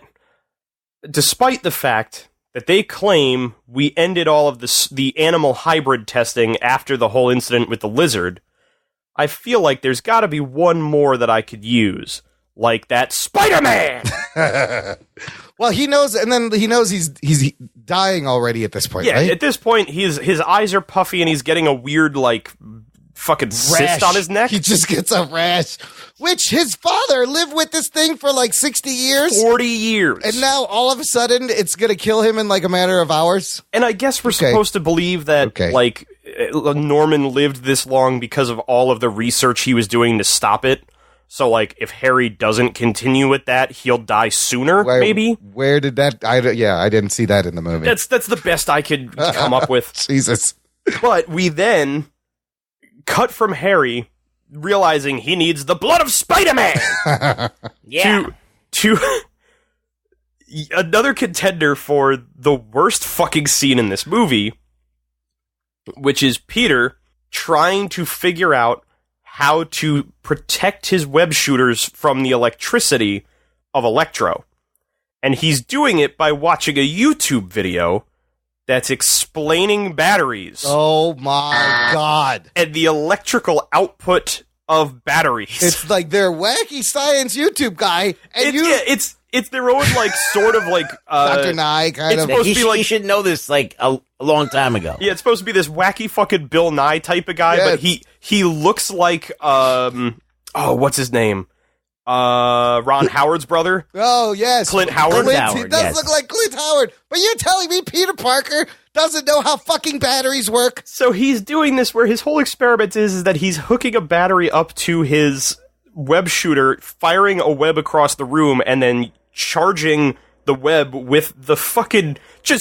He apparently set jumper cables to just his house's fucking power feed. Yeah, where's the other end of the jumper cable? What is that connected to? It's just like jammed into his fucking fuse box. And every time he does it, it blows up the battery until he uses a car battery where it lights the fucking web on fire and then blows up the battery. At least it's science-y. At least we're getting Peter Parker doing Well, he's science. doing something at least. I just think it's lame what he's doing. The other side of it is just like, they also dare to bastardize the line from Jaws with him looking at it and be like, gonna need a bigger battery. Oh, does he say that? He does. No. The first test he makes when it blows up the battery, he goes, I'm gonna need a bigger battery. Lame. Holy shit. So the writing is horrendous. He wakes up the next morning to Harry calling him. And when he answers the phone, Harry goes, Peter, it's me. I fucking know. Your name's in my phone. But this is the moment where he starts to get this weird feeling like he and Harry definitely... I think they might have hooked up after they were skipping stones. Oh, no. Because, like, he gives, like, this whole thing of, like, I need you, Peter. I need you here. And I'm like, oh, boy. Okay. Somebody's got it bad for Parker. So what I find funny is he goes to go talk to Harry because he says it's important. And he is immediately... Like, he started yesterday deciding, I'm going to try and crack the code of, like, what was going on with my dad and his research. And literally the next day, it's just handed to him by Harry. He was like, I found these videos of your dad and my dad working on spider stuff. What a coincidence. And so the meeting is Harry telling him, I realized what I need is Spider-Man's blood so I can run tests on possibly trying to save myself. And Peter's just like, what? That's what? That is insane. What? Do you think that could work? I don't know if that could work. And he goes, well, maybe you could set up a meeting with Spider-Man. You know him. And Peter's just like, I do not. And I love that the reasoning behind it is he's like, well, you took his picture for the newspaper. And he's like, yeah, from far away, very big lens. Long lens. Yes. And I'm just like, oh, God, yeah, this fucking vaudeville act is so awful. It's so awful. Like, this is what should have happened, is that they have this thing, and he says, listen, I found these fucking files, and your dad has been doing experiments on spiders and shit. So, it's Spider-Man's blood could save my life. And it's crazy. And then Spider-Man should have shown up, because they're supposed to be really good friends, like Harry and Peter. Yeah. Mm-hmm. Like that. He would want to save him. Yeah. Well, and that's the thing, is that... And then it goes awry. Like, everything that Peter does goes awry. Yeah, honestly, I would have loved the idea if he does have Spider-Man try to help him, and mixing his blood with Spider-Man is what causes him to become the Goblin. Yes. Yeah. Then it ties it nicely together. But anyway... So then he's responsible for creating his bad guy. Instead, we get this bumbling bullshit thing where he's just like, I don't... oh, no. Horrible, yes. And meanwhile, he's also outright telling him, your father fucking betrayed my dad. Yeah. He stole the research that could have saved his life, and he disappeared. Yeah. And so now Peter's all like, what? Awkward. No. Really? And so he leaves, and as he's leaving, we find out that Gwen, I guess, figured out during the Electro scene that Electro was Max, who worked here. Because I guess she heard the whole exchange of like, you saved my life, I'm Max! Yeah. And so she goes to search his name in the employee database, and I guess Oscorp has security working like the NSA, where the moment anyone searches for Max Dillon, they shut down the computer, they find out who it is, and they're gonna fucking kill her? Get him. Get her. So we get this, like, dopey Matrix-esque scene of her realizing security's coming to get her, and she's trying to, like, very politely and calmly leave the area to get away from them.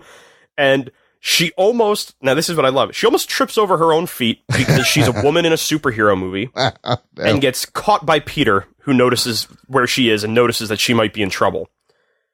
And they hide in a maintenance closet. Yes. Oh wait, the other thing I wanted to bring up, because I had to mention, was when he has the meeting with Harry and Harry's talking about what the experiments could have done. Yeah. He talks about how they could have granted him the ability to self-heal like a spider.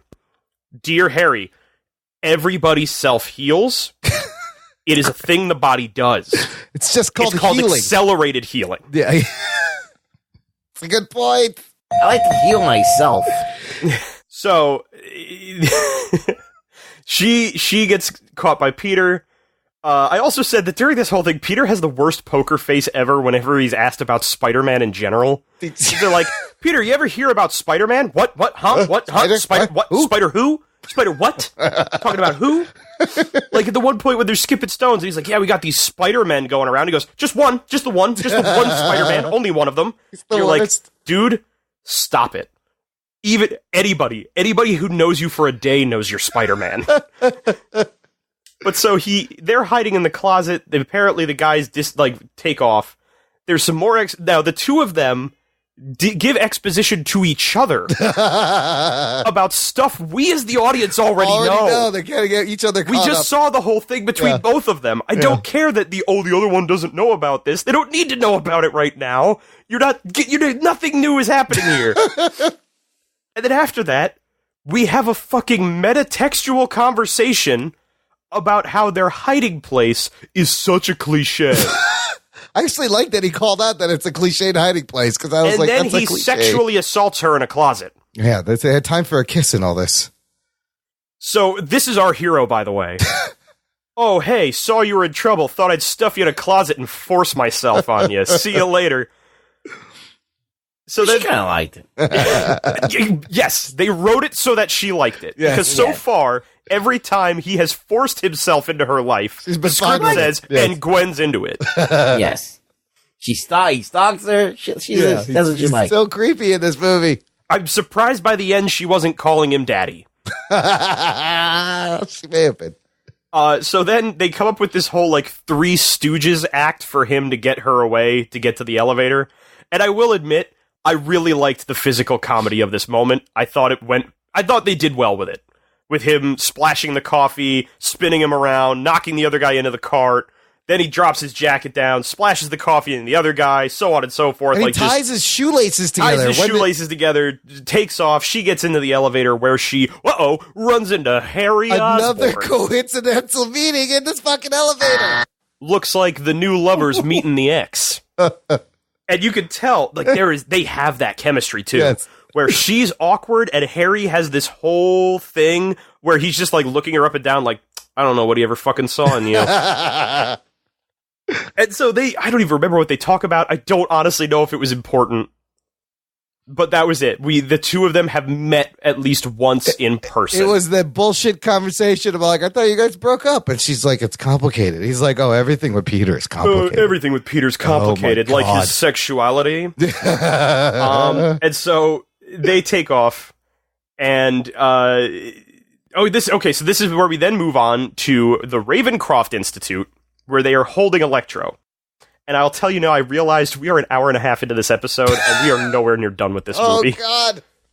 This is how Holy much shit. This is how much unnecessary shit is in this overstuffed movie. I'm going to see how well I can do to try and truncate a lot of this. Electro's being held at the Ravencroft Institute because they want to try and test his power, because they want to find out why he is what he is.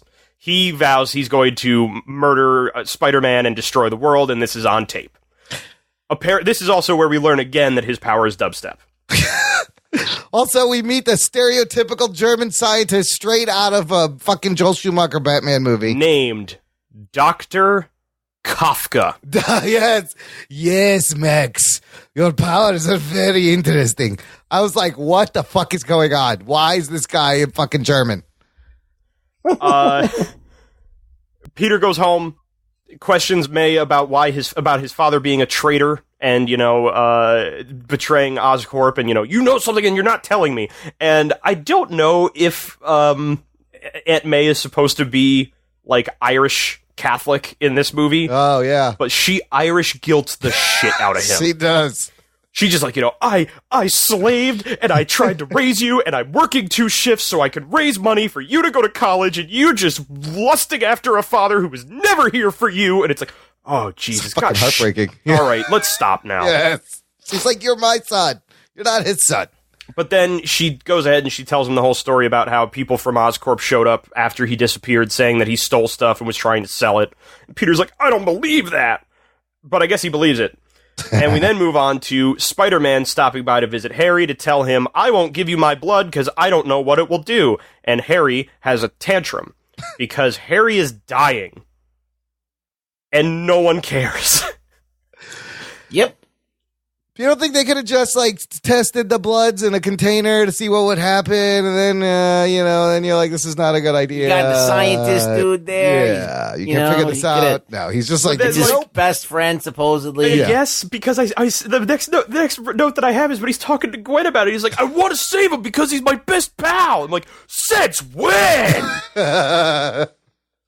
Like, it literally is just like, you're apparently best friends, but I've never seen it. I don't get that from you. It really does feel like your one-night stand with Harry Osborn got real weird when he told you he's dying, and you don't know how to break up with him. Yeah. I'll tell you how. You walk up to him, you say, I break up with you. I break up with you. You twice. Well, Twice. You gotta say it twice, otherwise it's not binding. It doesn't count, Yeah. yes. Doesn't. But it's even more of this wishy-washy shit with him and Gwen, where he jumps down to go talk to her, but she's on the way. Oh, right. Skipped over this. She told him way back when they were in Queens on their ice cream date that she is probably going to move away because she was offered a scholarship to go to Cambridge. Oxford. Yes. Sure. Yeah. England. And so when he jumps down to go talk to her about how Harry's dying, she's on her way to her interview for her scholarship at Oxford. And, like, he basically forces her to be late to it so he could talk about his bullshit. Yeah, terrible. Just, I don't know, like, at this point, I don't know what's happening in this movie or why or who I should care about. There's so many plots. No, this is just bad. So then he has another fucking angry montage where he's ripping all of his shit down from his walls about trying to find his dad, despite the fact that he put that up there yesterday. And he gets so mad that he throws his dad's calculator against the wall and it explodes full of fucking subway tokens. And we get this flashback thing about how May said he used to take the fucking D train every morning. And also there's a note he found that said Roosevelt, and that's tied all the way back to the beginning of the movie, I guess. So he's now Googling with Roosevelt and D train and something or other. And he finds out about an abandoned Roosevelt station in New York. And he's like, oh, that's what all these subway tokens must be. Why would he hide them if they're just subway tokens? Like, they're not. It's inconspicuous as it is. I guess they're radioactive subway tokens. I don't know. No, I guess they're probably specially made to unlock the magic place. Well, they look like regular subway tokens. They did, but I honestly can't tell you, like, man. I just can't tell you. No. Like, I wish I had answers for you, Imran. No, there's no reason for anything that happens in this movie. So while Harry's getting drunk because he's dying, Felicia tells him that she overheard from some guy in security that the venom for the spider project still exists, and it's down in special projects. And he's like, oh, cool, I'll go look into that. But then the lawyers bust in and they tell him, you were CEO when this man died and you covered it up, so now we're booting you out of here. And he was like, fuck you, I hate you. And this is the point where I realized that literally every villain in this movie is highly sympathetic. like Harry Osborn is dying. He's running a company he didn't want because his father demanded it, and now corporate America is fucking him. His best friend won't help him. That's the audience. His best friend abandons him. The superhero that everybody loves basically told him, go die.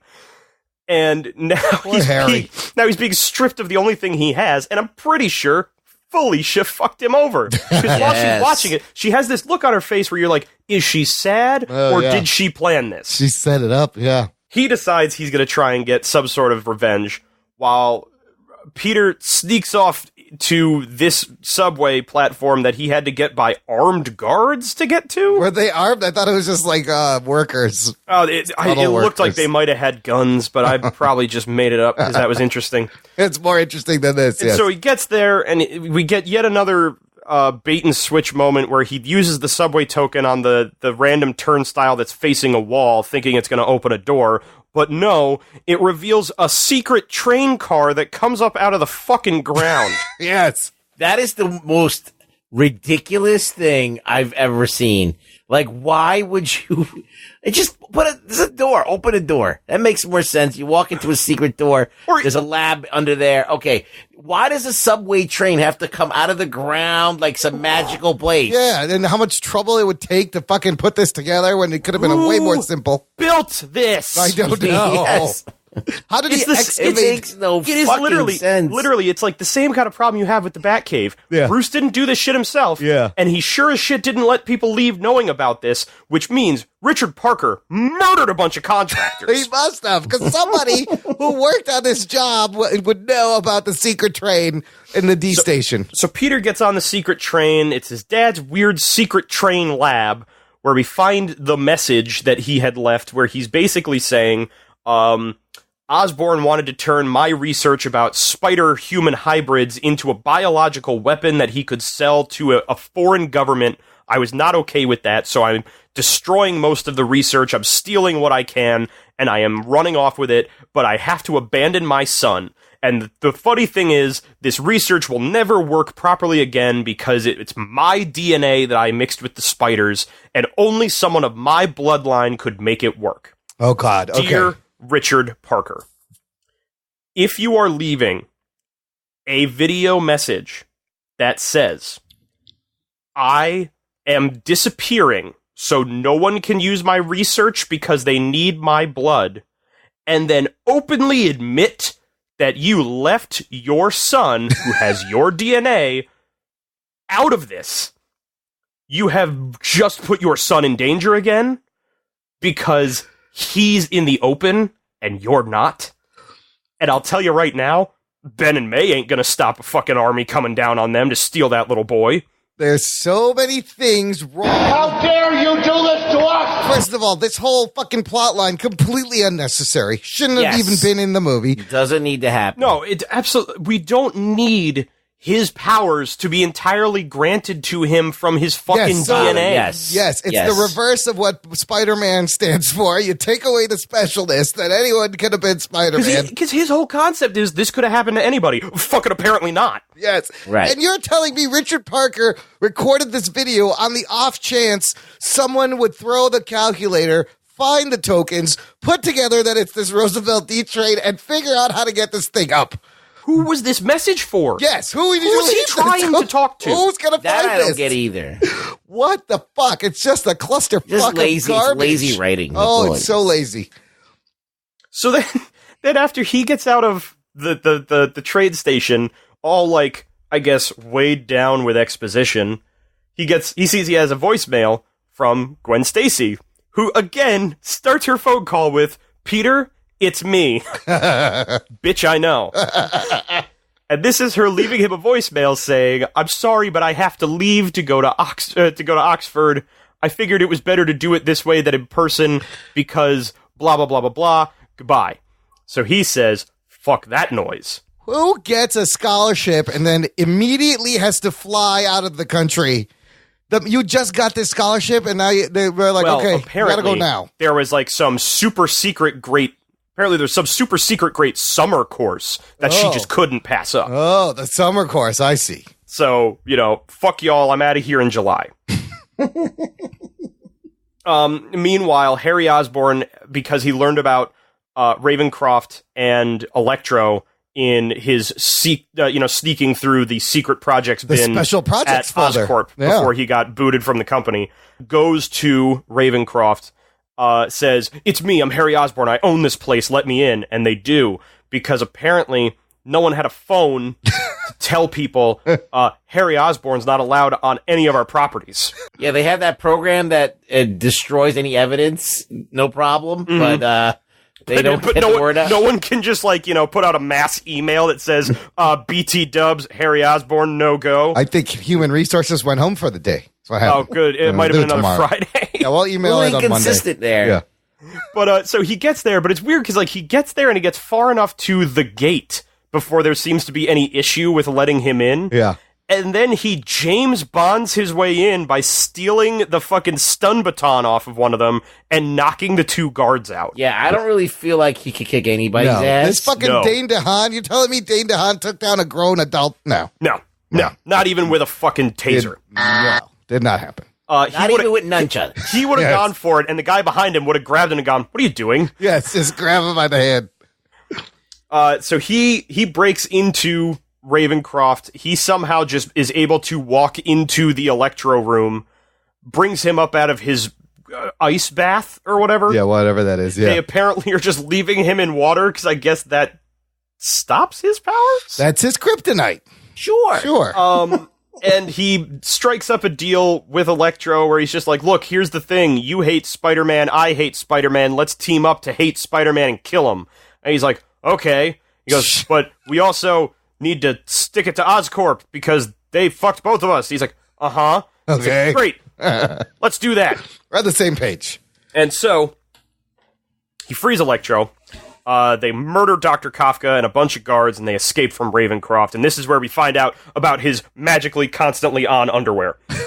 Electro does his best Dr. Manhattan. While Gwen is on her way to the airport and stuck in traffic because New York, Peter decides to use some great power very responsibly by writing, "I love you" in webbing on the side of a bridge. Just hoping that she would be right across the river to see it? Because I guess he knew exactly where she was. Because he's been stalking her. He probably put a spider tracer on her. Come on, let's be honest. Good point. I'm sure he did.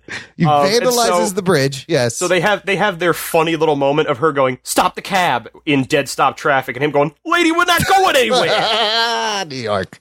And so she gets out, she sees the message, Spider-Man kidnaps her off of a street, and then they hang out on a bridge where they are just making out and deciding, "I want to be with you, I love you, we have to be together." Meanwhile, back at Oscorp, Harry and Electro break in, they kill a bunch of people, they attack the lawyers. Harry wants to know about secret projects, the lawyer says, "I ain't telling you." So Electro kills him by zapping him in the heart and stopping his heart. And then they walk over, and Electro defibrillates him with his hands to bring him back so they can keep questioning him. And I'll tell you what, that's actually pretty fucking clever. But when he first comes in, Max goes, "Remember me?" And these two characters have never met in this movie before. Nope, not once. Not once. I don't know what he's talking about. You know what? Even when you worked here, no. I had no idea I didn't remember you. No. He suddenly has a super suit. Yeah, who made this fucking suit? It's pretty sharp. And it includes, the spots on his chest where he was being clamped into the harness at Ravencroft. Oh. And I don't know why. Okay. So this suit was used there, maybe? Okay. I don't know. Suddenly, Dane DeHaan is now going into full-on... he reminds me of a character in something. But just he's laughing and he's waving a gun around because now he's a bad guy. And he's whistling the Jeopardy theme when they kill the guy and bring him back because that was the wrong answer. Sony also owns Jeopardy, apparently. So they bring him back. He gets the answers he wants. They bring him down to special projects where they get the spider venom, and he says it's not going to work. They inject him with it, and it turns him into the Goblin. While he's the Goblin, he goes crawling off into a room where the armor that he so conveniently learned about before it's right there. And he gets into it, and apparently it has the ability to heal him. So he's wearing it. And then he takes off on the glider it has, and you get the laugh. Because we needed it? Yeah, you need the goblin laugh. And also, when you initiate shutdown in the Oscorp building, it opens all the doors to everything. Yes. I don't know why. Including all of your super secret projects. Yes. The suit just happens to be right there. And so now we get to the other part of their plan, I guess. So while Peter and Gwen are making out on the bridge, they look over and they see the grid, power plant blowing up because Max is attacking it and destroying it. Why? I don't know. I really don't know. I don't remember Nobody why. knows. I guess he wanted to destroy it because he created it and they took it from him. Okay. Also, Gwen has amazing vision. Because she does have amazing vision. She's because, like, is that Max? like a goddamn hawk Yes. from on top of a bridge, she sees just an explosion at a power plant. She goes, is that Max? Yes, from all the way away on the bridge. She goes, is that Bitch, Max? what bit you? How the fuck do you know? So they go, the power is going out in the entire city. Apparently, we have to have moments of May trying to save people in the hospital while they have no power. Cars are crashing into each other. There's a whole problem at the airport where now the tower is out of power, so they can't direct planes. So now it's turning into Die Hard 2, where we have oh god, planes are going to crash into each other. Holy shit, dude. There's so many parts of this movie that made me angry, but nothing angrier than the two planes almost about to crash each other that nobody knows about. It's a ticking clock that none of the actual characters are actually a part of. Why did you need to show us these two planes? That all was so unnecessary. Could have been cut out. It just ups the ante, I guess. Yeah, but nobody knows we have all going this, on. All this other shit is going on. Yeah. It's all tension for the audience. Spider-Man doesn't know about these planes. Right. He doesn't. There's no oh, dude, you better get this done in a minute or you're going to have people die. He's just miracle. I was like, why are they showing me the plane? What the fuck is this? He comments that he doesn't know how to fight Electro because the dude fucks up his gadgets with electricity. And Gwen tells him, well, just magnetize them. That's how you can do it, with a battery. You remember? He goes, no, explain it to me. And she explains it and then goes, weren't you, he's like, oh yeah, no, totally. I totally get that. She goes, yeah, I mean, you were second place at Midtown Science. He's like the dumbest how? Peter Parker ever. Who in that class was stupider than Peter Parker? Yes. He didn't know about batteries, didn't know about magnets, didn't know about any of this shit. So they magnetize his shooters by hooking it up to the battery of a fucking cop car. He then webs Gwen to the cop car and tells her to stay there because she's going to get hurt if she tries to help him, and he runs off to go fight Max. And so we have another dubstep fight where he's fighting Electro at the power plant, to the point where he is playing Itsy Bitsy Spider off the things with dubstep sounds off of the pylons in the fucking power plant. He's like, this is my favorite song. And Spider-Man comments, I hate this song. I forgot to mention my favorite line is when he's back with the German scientists and he's just like, you don't know who I am, Doc? I'm Electro. Yeah, he names himself. Oh my God. Lame. It's not, and that's the thing. It's one thing that I miss from the Raimi movies. Yeah. It was the newspaper that gave them the name. Yes, that makes way more sense. But instead, it's, I'm Electro. Why? So they have their fight, bunch of crazy slow motion action, pretty cool looking, ultimately weirdly pointless. I don't know why it's even happening. Yeah, it's totally pointless. It looks nice. Meanwhile, we learned something that's really disheartening. Gwen Stacy has the ability to cut herself free from Spider-Man's webbing with, a car key. What the fuck? Yeah, this webbing is supposed to be super strong. He swings on this shit. It doesn't dissolve for an hour, and she cuts it with her keys. It is supposed to have the tensile strength of steel cable. Yes, you can't cut this fucking webbing. She should have been stuck there for an hour. Maybe an hour passed? Did he make shitty webbing? An hour did not pass. There's no way. I wouldn't put it past him to have made subpar webbing. He doesn't know what batteries or magnets are, so... So, we get to a point where then she says, oh, well, here's what we have to do, blah, blah, blah. They work together and they decide we have to turn his power against him in order to repower the grid with him. She goes running inside because... Oh, she hit him with the cop car because she drove in and saved him by hitting the bad guy with a car. She saved the day. She starts yelling about how, don't you ever do that to me. I will do what I want. I'm a strong, independent woman, and you can't tell me not to be here. She calls him a caveman. I guess. And so she's going to go run inside, and when he finally sets it up that he's going to use his webbing to basically create a conductor for the electricity. She'll power the grid back on, and that'll save the day, turn the power back on in the city, and Electro will be gone. And you know what? It all worked out just that way. What doesn't make sense to me, though, is when Spider-Man was testing his webbing on a fucking car battery, it caught fire. So now, when this man, who is essentially the living embodiment of lightning, strikes this thing with all of his power, it just glows. Also, how is she the only one who knows how to shut down the power plant, and why does she know how to shut down the power plant? I don't know. Oscorp employee. Isn't she an intern? Because writing? She's an intern. But, like, it's the fact that she knows how to do it, and also when she goes up, oh, it's padlocked, I need a key. She turns around, there's a dead body holding the key up in the air like it's, here you go, Gwen Stacy. And by the way, she's apparently not fazed by dead bodies. Nope. She hangs out with totally fine with that. And I'll tell you what, I'm not saying she should be because she's a woman. She should be because that's not a thing people deal with on a normal day. Yeah. So that all works out. Good, great, grand. We're so happy. And then the Goblin shows up. And by seeing Spider-Man standing within 20 feet of Gwen Stacy, he realizes, you're Peter Parker. This is the first time when I watched the movie, I'm going, oh wait, there's still more? It's still fucking going? Okay.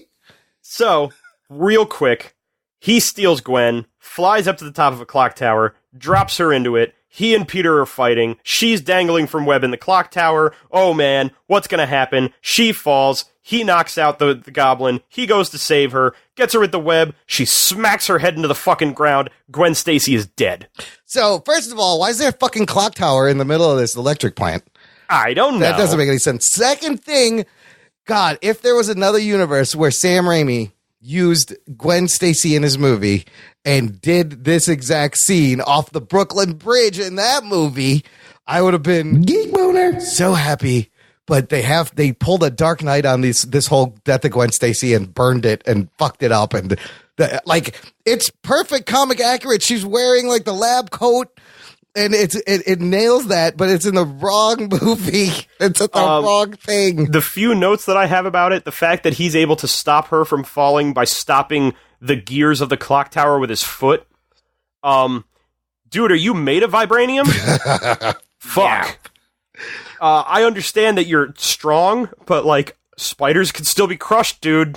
Also, shitty webs again. That's where it's going to cut the web. His webs are garbage. Webs suck. I think it is interesting that they make it more obvious that the fall killed her by smacking her head into the ground. Yeah, if you have the captions on, it actually says like head thuds or head hits the ground or something. So, but because it's very I know hard to that tell. it's been a long held conversation as to whether or not she died from the fall hitting the ground, or if him catching her with the web at such a speed broke her neck. Well, that's the beauty of how they did it in the comics, because you could still debate that off those panels, because it was over water, and I think there's a snap in there when it does snag her. Yeah, she snaps. It's her neck snaps. So he essentially, he causes her death, just like here.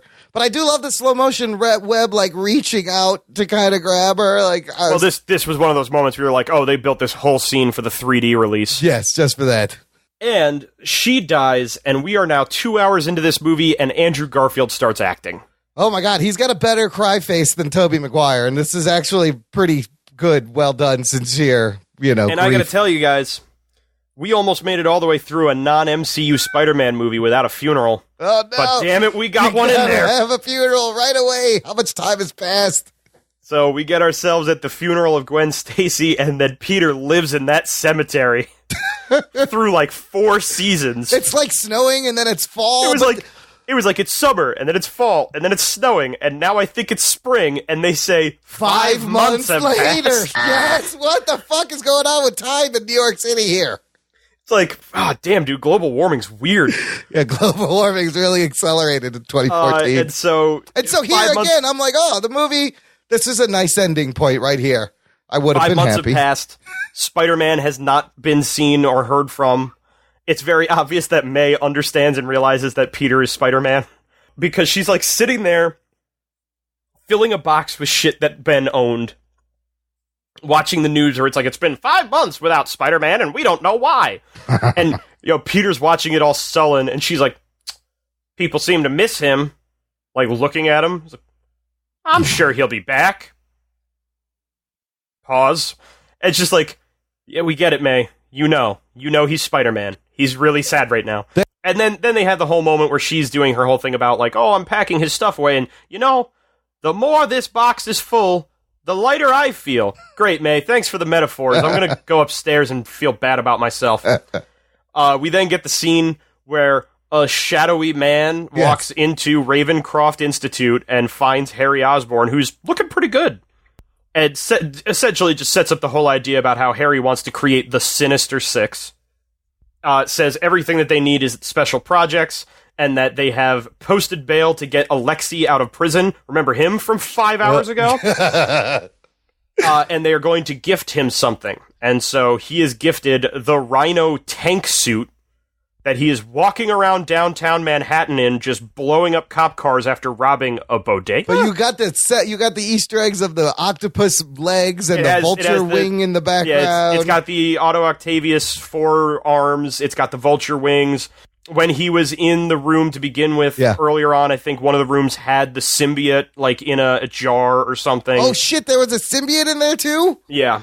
It's pretty much like a producer at Sony just showing up at the scene. He's like, Harry, let me tell you about these spin-offs. They're going to be great. Here are the movies we want. Here's what we're going to do. And so, despite the fact that he said he was going to watch Gwen's speech that was videotaped from their graduation, like the same night of their graduation, 5 months and one Gwen Stacy death later, he finally sits down to watch it. Hey, let me watch this. And suddenly, her speech about being hope and working for other people and so on and so forth makes sense as it spurs him on to be Spider-Man again. And so he goes downtown to go stop the Rhino because a giant crowd is gathered behind barriers to watch him fire machine guns at the police. Again, this amazing voyeuristic New York crowd. Yeah. And the little boy from earlier that he saved from bullies goes running out there in his own Spider-Man Halloween costume, deciding he's going to stand up to this giant tank man. And this is the point where I was like, wait, are they starting another movie? What's going on? He goes running up there and I'm going to stop him. And Paul Giamatti's making fun of this kid.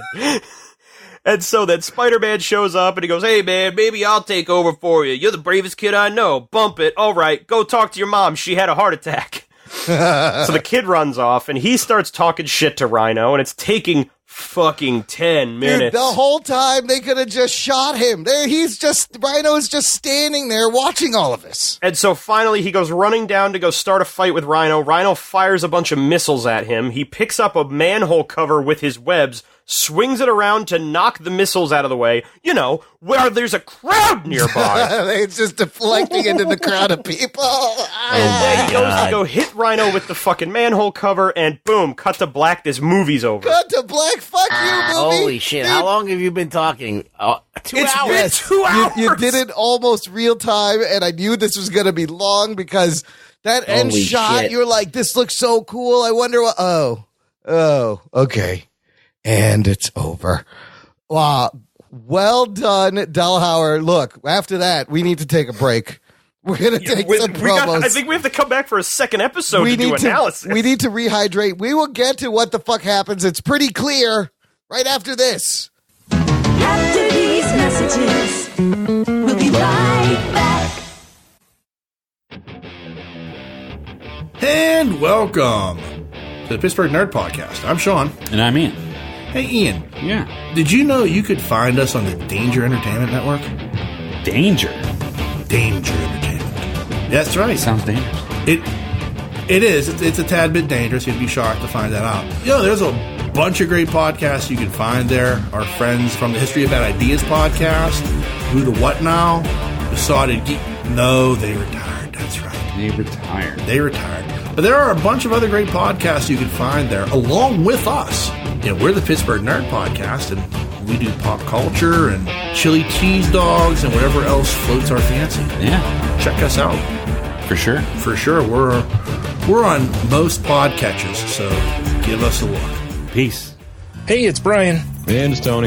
From the Salty Language Podcast. Two friends that have been around each other for, 70 years or something, and... We're like a married couple that you hate. Yeah, basically, something like that.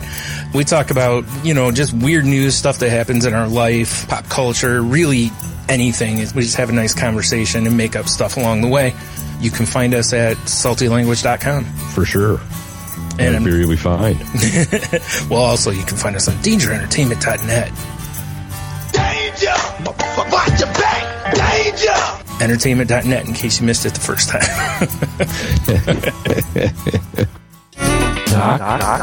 And Nerd. Listener, join the fan club. Visit jockandnerd.com/Patreon to join our awesome fan club community. You'll be helping us out, and you get access to a whole bonus podcast feed featuring instant reactions, bonus content, post shows, movie reviews. The shows come out early. There's also stickers, t-shirts. It's a lot of fun. jockandnerd.com/Patreon. And something special coming to them soon, Imran. Yes, we will. We'll discuss at the end of the show, though. Yes, and I hope you're enjoying the 12th What the Fuck Happened, Delhauer. Let's find out what the fuck happened. This movie, as we just heard, with several plots, with tons of Sony product placement. The movie that seems like they took all the notes from what sucked in the first Mark Waid movie and just made a movie about that. Like, just decided to do all the bad shit. How does this happen? How does this kill this franchise? What do you got? Literally what it felt like with this movie was like somebody said, people hated Spider-Man 3. Yeah. I bet we could do worse. Yes. They literally jumped from the first movie to like the third shitty movie, where usually you would get a second really good movie, and then it would fucking tank in the third. They just go right to the third movie. Let's put 17 villains in here. I think that with Sam Raimi, the producers were getting too involved in what he wanted to do and fucked up the third movie. Yes. I don't think that was Raimi's call. No, it wasn't Raimi's call at all. The problem was, especially when it came to things like Venom in that movie, that was Sony. Sony wanted Venom in the movie. They told him it's going to be in the movie, put him in the movie. And so he had to work around that. That is the exact same fucking problem with this.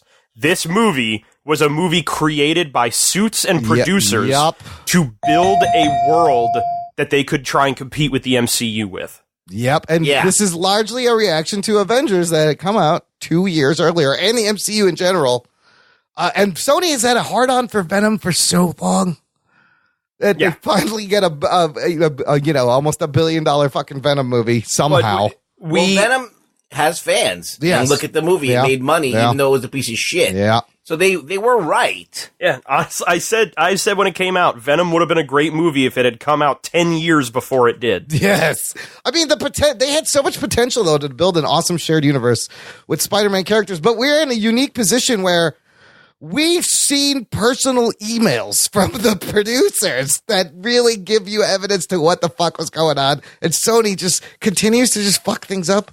Like over and over again. Yeah, they got hacked at Sony, right? Yes, so this came out just around the time as the Sony email hacks. Yeah, and one of the biggest issues that we saw with that was we saw a lot of what it was they were trying to build with this movie. We saw that they wanted to create their own cinematic universe based around the Spider-Man property, which would have been brilliant. It would have. They could have done very well if they had just tried better.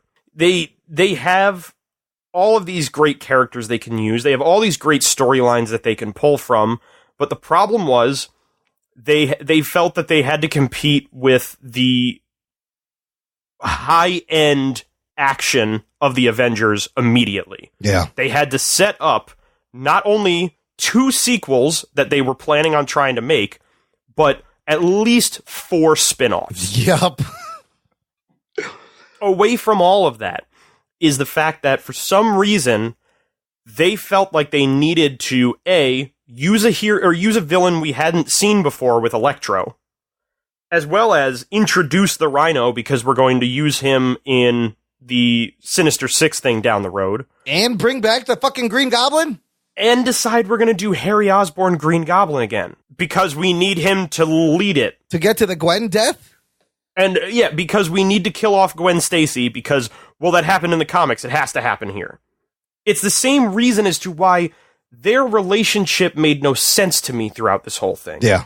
It's just one of the biggest things that a lot of comic book movies have working against it is that when you're basing something off of a previous property, there is a point where you want to be able to pay homage to what came before and the property as it was, but you suddenly feel tied to plot points that have to happen because they've always happened. Why continue the fucking Peter's father story? It is the most unnecessary, dumb thing. That was an unnecessary thing. See, like, I believe that, okay, Sam Raimi got hired. Sam Raimi is like a visionary director, like a Tim Burton. Like, he's got his own style. He's got his own way. He's a fan of Spider-Man in the traditional way. All right. Now, Marvel comes along and does this thing with Iron Man and creates a different kind of movie. All right. It's not like superhero movies were like Batman 89 and Spider-Man, where they were just kind of like this quirky shit. Yeah. And they didn't quite know how to like bring it into the real world. So Amazing Spider-Man was the answer to that. They're like, let's reboot this and let's make him like a real teenager that skateboards and shit. Like, and that's where it fails because they were trying to make it appeal. Like Marvel's really good at trying to make things appeal to people. Like when Thor didn't work and didn't resonate, they tried to make him funny. Yep. And then, okay, they made it work. So Marvel's got this ability to kind of hone in. So they did this with Amazing Spider-Man, and they were like, I don't know what possessed them to do this parent story. I guess they needed to make it, like, we need to make it different. It was because they needed to make it different. Yeah, they didn't want to do 100% the same origin. Yeah. So they built in this whole brand new story about his parents and the research at Oscorp and how his dad created the spiders and blah, blah, blah, blah, blah, because this is at a time where Hollywood had a real big fucking problem with over-explaining shit. Yes. Because we are now falling into a time when we were also seeing prequels being a huge thing in franchise filmmaking. You saw it with Star Wars. You saw 100 different horror movies coming out with whatever it was, Origins. Yeah. We had The Hobbit coming out because for some reason Hollywood felt like we can't accept the idea that shit happened before. We have to see it, and we have to know what it was, and we have to have that moment where something comes up and we go, oh, that's how that happened. But it was bullshit. It was so stupid. And the worst part was that his dad was supposed to come back in the end of this movie. Oh, really?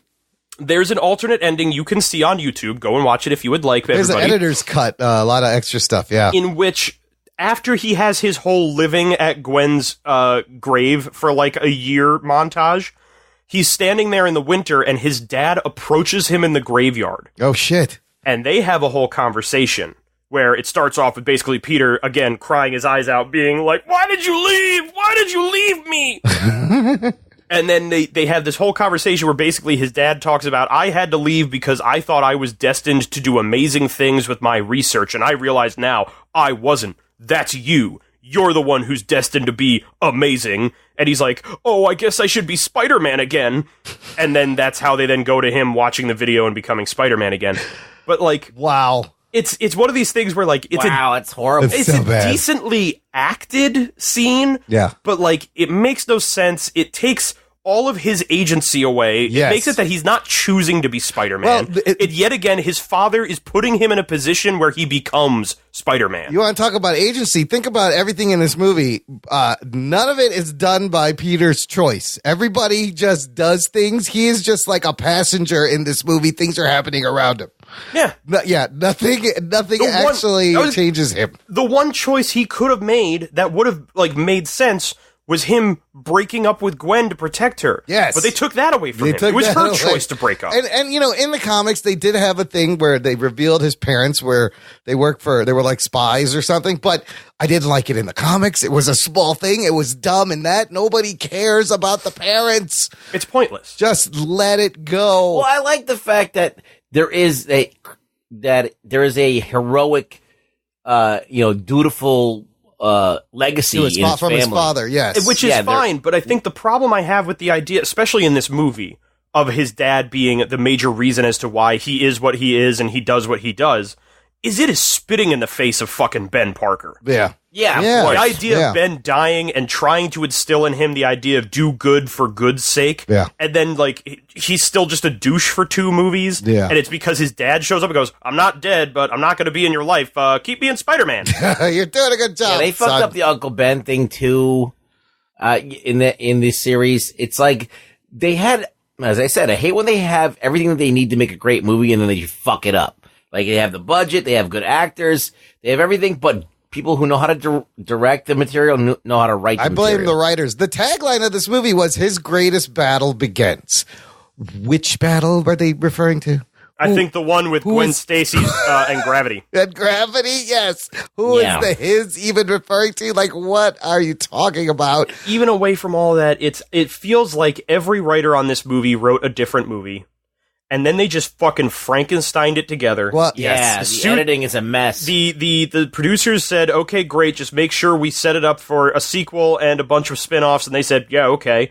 And I think if there's any one thing that they did with this movie that I at least say, at least you realize this would have been a bad idea, was they cut out numerous scenes that they had filmed with Mary Jane Watson in it. Oh, that's right. There was Shailene Woodley had shot. Where the fuck was that going to go in?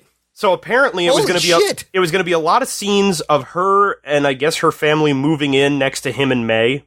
Oh, and they would get to know each other. She would have been like a badass who rides a motorcycle and like sits on her porch reading, I guess, books or poetry or whatever. The biggest ones I saw, because there were set photos they had of it, was there's a scene where he's trying to fix his car, because I guess he had a car. Yeah. That's broken down, and she rides up on her motorcycle and is just like revving her fucking engine, and I guess she gives him a ride somewhere. Wow, so she's kind of the crazy girl, the exciting. Look, which would have been nice if you get rid of the parents' plot line, you get rid of Aunt May trying to get into nursing school plot line, you get rid of the Harry Osborn plot line. Now you got room to do this. It's if you built a story where it was, yes, there's relationship trouble with Gwen, and then, okay, but now he has this new girl who's fun and exciting and seems interesting and he wants to get to know her, fine. But the reason he's not with Gwen is he feels like anybody he's close to will get hurt because he's Spider-Man. So why would he in any way be then seeking out a new girl? Yeah. It's overstuffed. Well, Kevin Feige actually, like, part of the emails was he gave them notes, and it was all, pretty. He's like, lose all the characters, and the movie Electro. It shouldn't have been about Electro. It should have been about Harry and Norman Osborn, and then Peter and Gwen and maybe MJ, and that would have been fine. You get rid of Electro, get rid of the parents. Even the way they explain things, like, it would have made sense if he found out that it was his blood. That it had to be his blood before he said no to Harry, because then at least he has a fucking reason to know it's not going to work. I wonder if that was supposed to happen. If he was supposed to know that it was his DNA was the only thing that would work for it, and that's why he says it. Yeah. But no, the reason he turns it down is he just goes, I don't know what'll happen. I'm not going to do this. I'm not going to help you. And I here's can't the thing. think of any if it's other his way. blood, yeah. I mean, granted, I get it. It's probably like, oh, if it's his blood and they go running tests on it, will they find out that it's Peter Parker? Yeah. But I feel like if his blood's in it and they're making whatever it is with his blood already involved, wouldn't that be the catalyst to making it work? Yeah. I don't know. None of this So movie makes sense. speaking of blood, let's talk about the writers, because there's a couple of interesting coincidences and tie. So Alex Kurtzman, he written tons of screenplays, right? Before this, he wrote Star Trek Into Darkness, which isn't that everyone's least favorite new Star Trek movie? Yeah, It is. And in that one, there's a thing about blood changing the person also. Right. Kurtzman has this blood fascination, and he wrote this with Roberto Orsi. Using Khan's blood to bring Kirk back from the dead. Yeah, what is with the blood, Alex Kurtzman? And then, after he kills this franchise, he follows up with The Mummy, killing a franchise before it could even get started.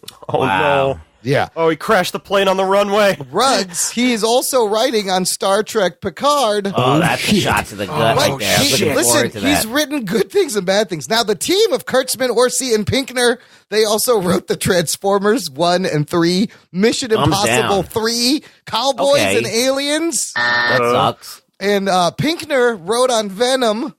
And they've also all wrote on Lost, Alias, Fringe. So I like Fringe. They've written some good Hey, Ron, shit you've and really named bad one shit. passable thing. I know. Out of all that, there's one good thing. That's how Mission bad. Impossible 3 and Fringe are okay. Wait, Mission Impossible 3, was that the John Woo one?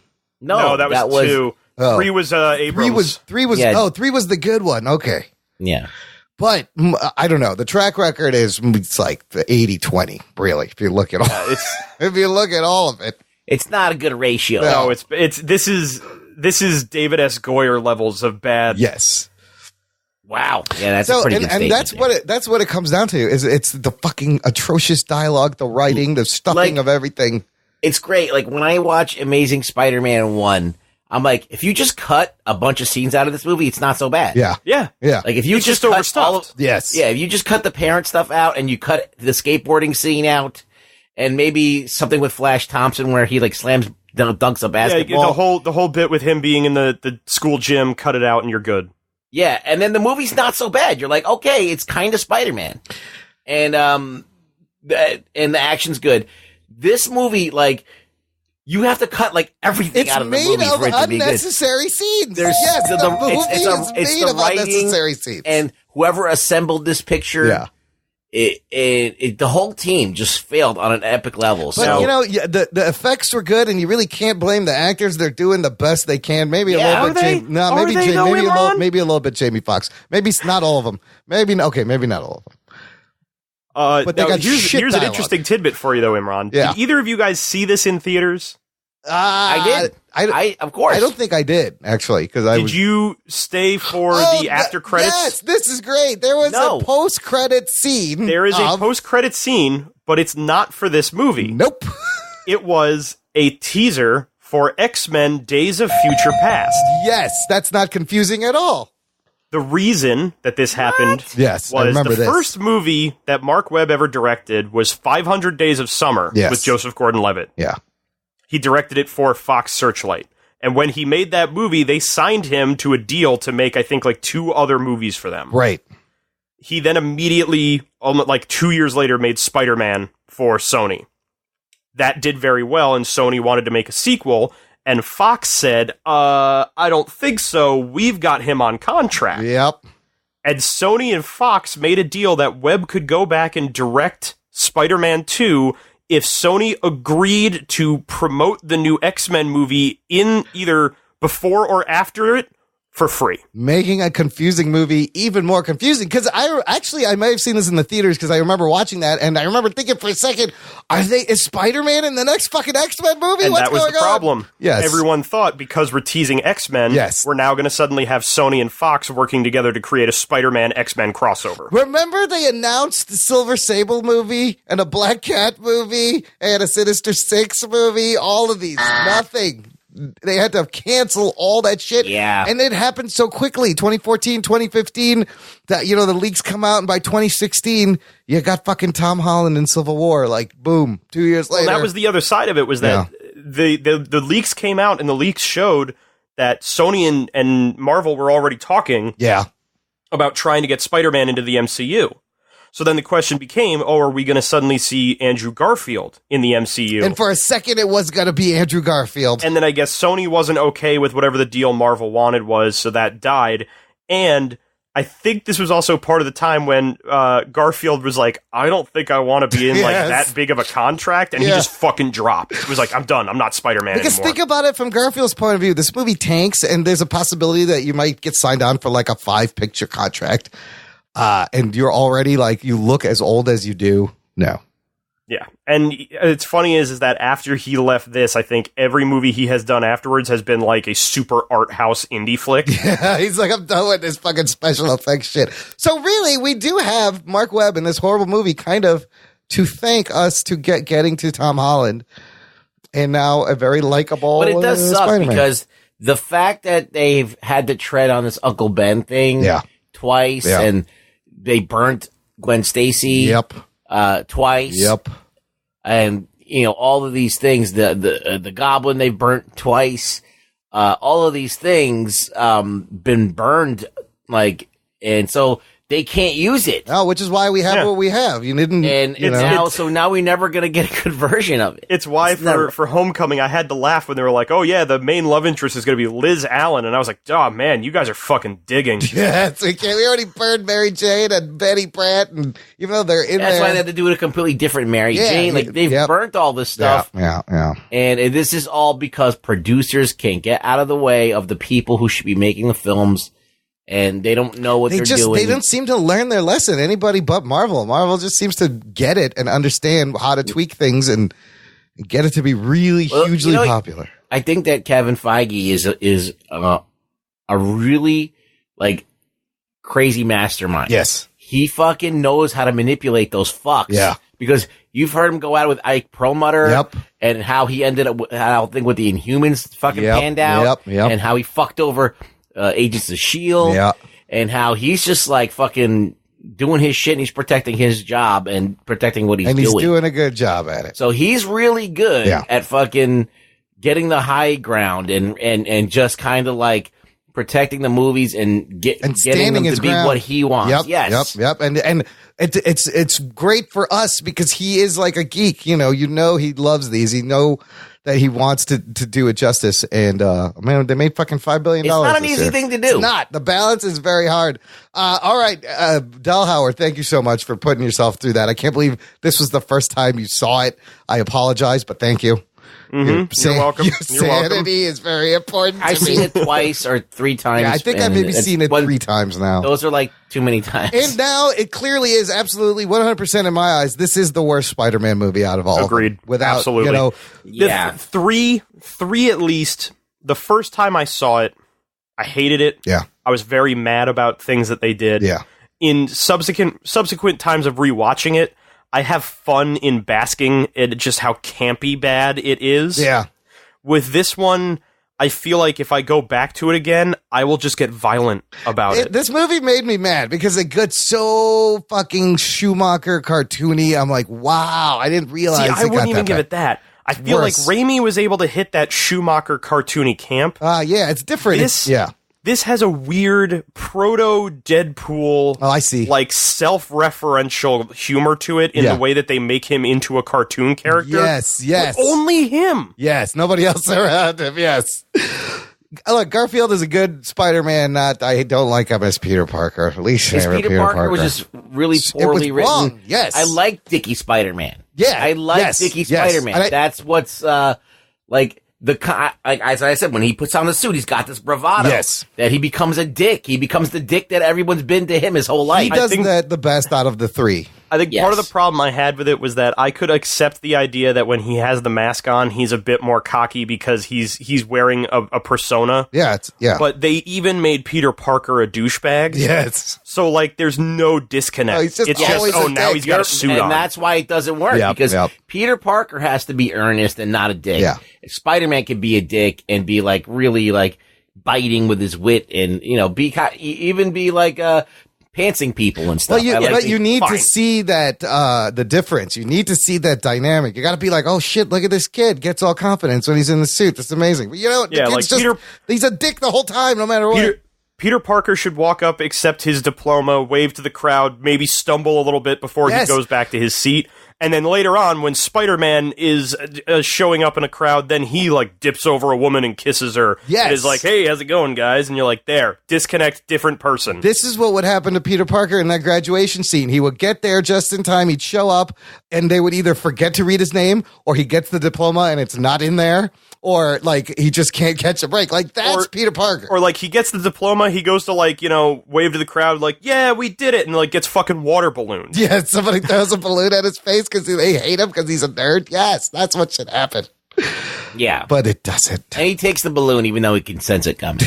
Yeah. He can't dodge because then it'll give him away. Yeah. Whereas everybody knows who Peter Parker is all the time in these movies. Okay, good stuff. Let's wrap up. I got to play one thing. I got a Felty League update from Jasen Dutch. It's kind of... that's still going on, huh? It is. It's fucking baseball. It goes on forever, like 12 months or something.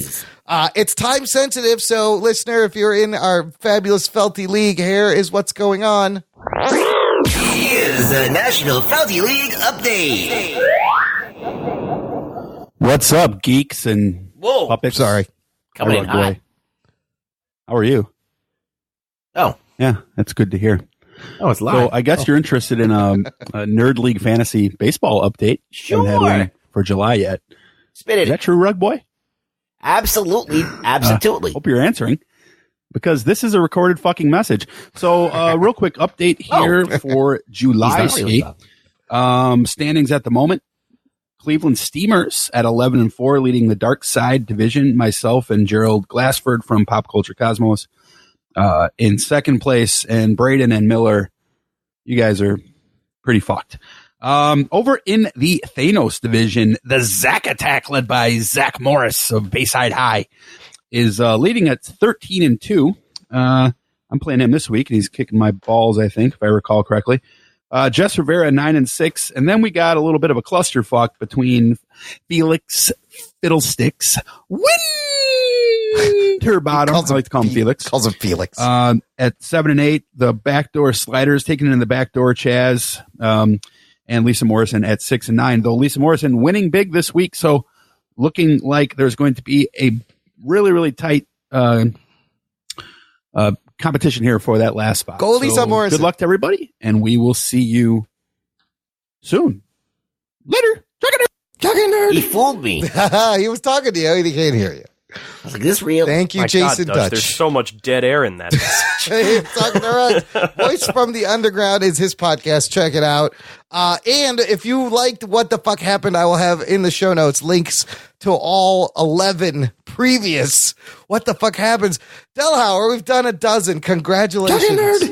You're welcome. To all of us, and you still haven't completely lost your mind. I know we've added a little bit to it. That came back all the way at Fantastic Four. Oh, boy. It's fitting. If I was saying, I would have quit right after that one. Listener, if you want to suggest a What the Fuck Happened, or join our Patreon and force us to do one, or you can join our Facebook group, Jock and Nerd Nation. It's a closed group just for you. Ruggs, where can the listener find you online? You can find me online looking at porn. Of course. And when I'm done with that, you can find me on Twitter at ReallyRugBoy. Come by, say hello. You know, Pornhub has a Felty category. Yes, you should check it out. Just discovered the show notes for this episode, jockandnerd.com/286, where I'll have tons of links, how to get in touch, how to subscribe to the show, how to support the show. You can always subscribe for free wherever you listen to podcasts. Delhauer, why don't you give your plugs? Where can the people find you? People can find me on Twitter, either myself at mdelhauervo, or my podcast, the Ginger Geek Podcast, at the GNGR Geek Pod. I'm also over on Instagram, mdelhauervo as well, or just Ginger Geek Pod. And if the listener needs any more incentive to join the Patreon for Jock and Nerd, oh yeah, we are going to be releasing soon enough our first ever Patreon exclusive What the Fuck Happened. Yeah! That's exciting. This one is not actually a comic book movie, which is why we're putting it on the Patreon. But I told Imran that I recently fell into a rabbit hole reading all of the backstory of Alien 3. Yes.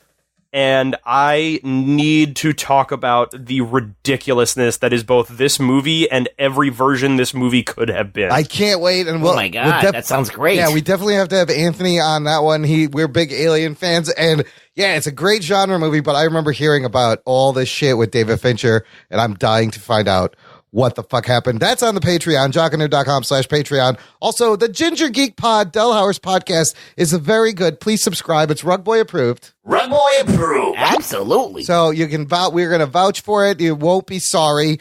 And if you like the show, listener, tell a friend. Spread the geekery. Get them to subscribe. Thank you for listening to the Jock and Nerd podcast. My name is Imran. Oh, my name is Rug Boy. He's the Rug Boy. And he's Nerd. We'll catch you next time. Their bottom is very weak. And fluffy. My balls was hot. And steamy. Somebody touch my spaghetti! And my linguine. Jock and Nerd. Nobody ever touches my linguine.